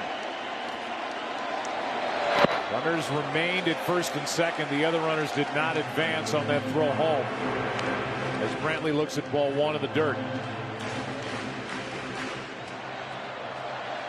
The regular season numbers for Perez.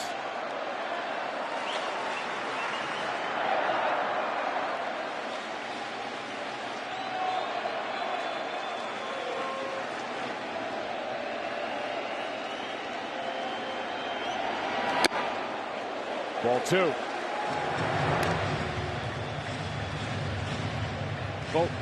Both sides can make this argument, but the Red Sox have not made pitches in crucial situations. They made mistakes up to the hitters in this Houston lineup, and they've taken advantage of it. When you get the ball up, especially with the bases loaded, you allow the hitter to have a better chance of getting a fly ball to drive in the run, and that's exactly what Altuve was able to do. Perez deals high, way high again. 3-0. When you think about the last 3 swings that delivered 4 runs, there's the one that was up, there's another one that was up, easily gone, and then that one with 2 strikes was crucial because bases loaded, you're looking for a swing and a miss down or a ground ball, and that was a pitch he can get in the air. Perez just trying to find a strike. 3-0 on Brantley. And he does. Martin made 22 starts this year, 14 appearances out of the pen. Chaim Bloom and Alex Cora mixed and matched and massaged the roster and fought their way through a COVID outbreak and ended up a wild card team. Beat the Yankees, beat the Rays, trail tonight in game 1. Ground ball might be out at second and out at first. What a double play turned by the Red Sox, with Schwarber making that play on the bounce. Arroyo the turn at second. And that ends inning number 8. 2-run lead for Boston. Top of the order coming up. 2-run lead for the Astros. Top of the order coming up for Boston.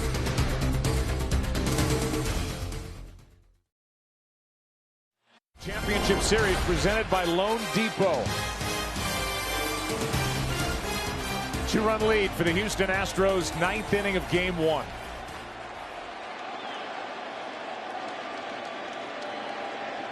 Ryan Presley fires a strike to start the 9th. Top of the order for the Red Sox. Hernandez, Schwarber, Bogarts against the closer for Houston. Yeah, power arm, power breaking ball. PK still a triple away from the cycle, but all he wants to do is get the tying run to the plate at this point. Martin Perez did a nice job to keep this game within reach, at least for Boston, and now Presley trying to slam the door.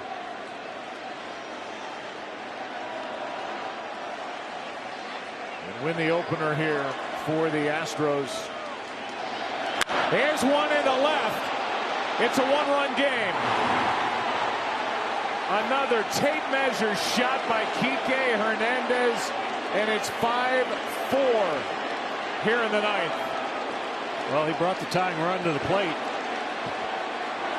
Just did it in a different way. He's not missing his pitch, ladies and gentlemen. I mean, he is locked in. You make a mistake right there, and it is gone.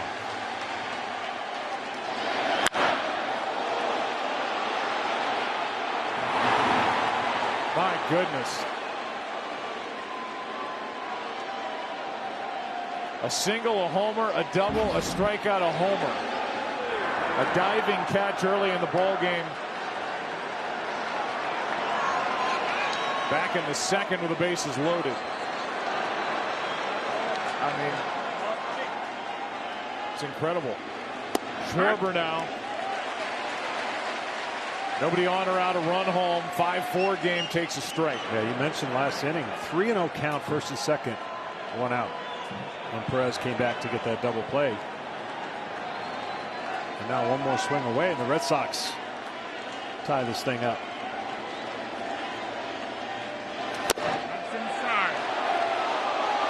Inside evens the count.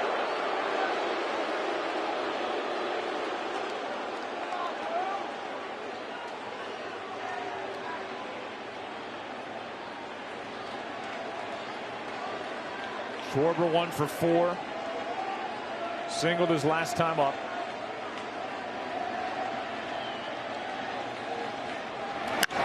Hard hit, and out in shallow right is Altuve. Perfectly placed, one out.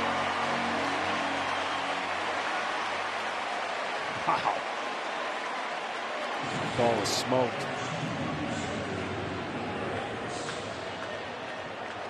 Nowadays, second baseman's got to have close to a shortstop's arm because of how far they're playing. Look where he's playing. It's not just a toss over there. He's got to get it over there a different distance than he normally would playing regular second base. And a visit out on the mound with Bogarts coming up and then Devers to follow.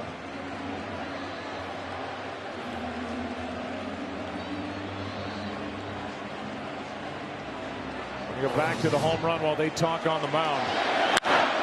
With that 425-foot moon blast by Kike Hernandez, FTX will be making a $10,000 donation to charity. The player with the longest moon blast to the postseason gets to choose the charity for the total donation. So by my count, that's $20,000 tonight. Oh boy. Both compliments of Kike.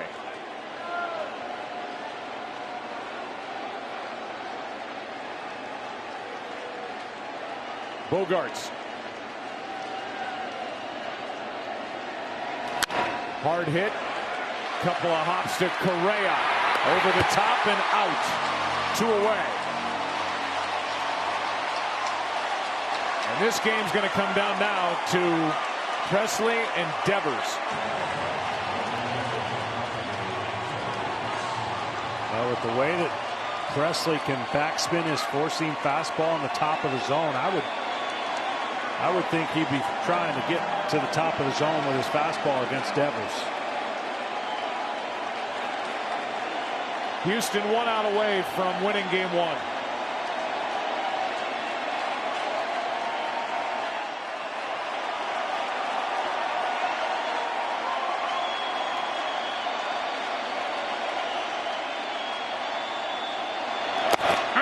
strike one.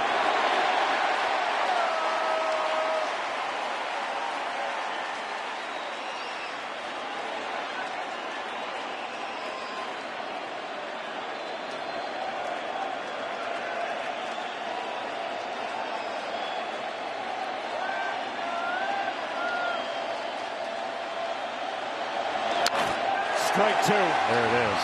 You can see every time it's up there, he can't keep the hand on the bat. The rest of these pitches should be right there. You can move it over the middle of the plate and it'd be a little harder for him.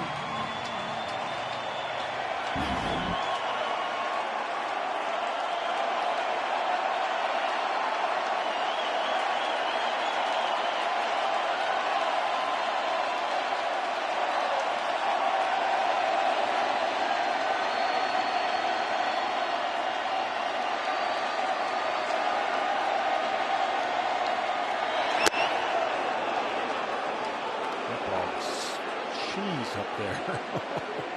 Sizzling too high. 1 ball, 2 strikes. Devers has hit 40 home runs all in. 38 regular season, 2 in the post.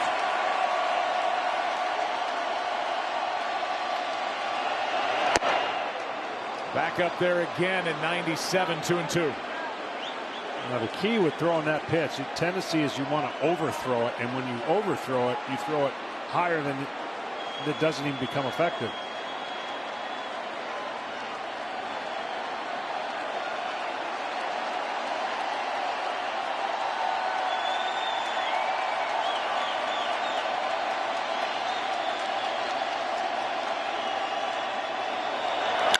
Ground ball up the middle. Correa. Game over. Astros win game 1. 5-4.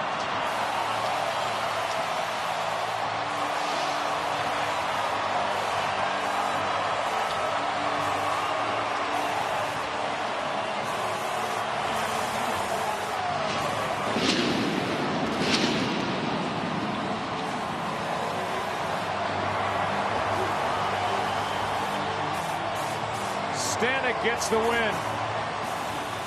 Robles takes the loss, and in a 4-hour, 7-minute ball game, Presley gets the save in the 5-4 final. And this is round 1. Yeah. We should see a lot more of these type games in this ALCS. Yeah, I don't think it'll be a last 1-run game. And for the Red Sox, they lost game 1, of course, to the Rays on the road. So they're going to their stud, Nathan Eovaldi. And at least now, for the moment, the Houston Astros young pitcher has got a game under his belt when he toes the rubber tomorrow. Each side stranded 9 runners. The Astros, the game's only error. And that double play combination of Altuve and Correa.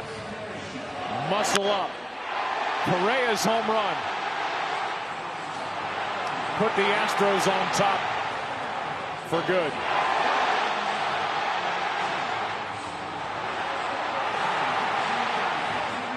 Altuve tied it in the 6th, and he cheered on Carlos Correa for untying it in the 7th. And let's go down to Tom Verducci. Thanks, Joe. Carlos Correa, I've got one question for you. What time is it? It's playoff time, baby. No, that was a good one, man. Looking for fastball, I knew he was going to try to pound me with the fastball up, and then he left the changeup right there. I just happened to catch it out front. Well, take me a little bit deeper into that epic 7th inning at bat against Hansel Robles. You got buzzed with one fastball. You fouled off the quick pitch fastball to kind of get him off that. Take me through that ride. Yeah, so first pitch, I was looking fastball. He threw me a changeup, and I saw it off the hand. At that point, I looked at Cintron, I said, I got him. Because if I could see his best pitch just like that, then I knew I was going to be on the fastball, and then I would just be able to recognize his changeup. So I was hunting fastball back to the middle, and then when he hunted changeup that made a mistake, you know, I just happened to catch it out front by accident. Carlos, you and Jose Altuve have played 68 postseason games together. How much does that experience factor in a night like this when the two of you combine for the 4 RBIs to bring the Astros back from a 2-run deficit? It matters. Experience matters. We know how to win. We know what it takes. We know how to prepare for these moments. Not only physically, but also mentally. We want to be in the spot. We want to be in the moment. And, you know, we live for this. You got a feeling this series is going to be a lot like tonight? Absolutely, absolutely. They got a great team. We got to be on top of our game if we want to beat this team. And tonight was just a great ball game for every baseball fan out there. Carlos, thanks so much. Good luck in Game 2. Always good seeing you. Back to you, Joe. Yeah, well said by Carlos Correa. It was a heck of a night, heck of a game. 5-4, the Astros win it. And we should get a lot more of this in this American League Championship Series. For Pete Macheska, our producer, Matt Gangle, our director. For John, for Ken, and Tom, I'm Joe. 5-4, Astros win Game 1. Let's send it over to Kevin Burkhardt. All right, Joe, thanks very much, and welcome out to center field with our guys. Big Hurt, Hall of Famer, Frank Thomas, Big Papi, who's sad right now. A-Rod, Alex Rodriguez is here, and experience matters, right, guys? You heard Carlos Correa tell Tom Verducci, and certainly that's what played out tonight, the usual suspects for the Astros. We'll hear from Jose Altuve when we come back. Frank will tell you why that hot zone for him worked tonight. Break down the Astros Game 1 win. The fans are fired up.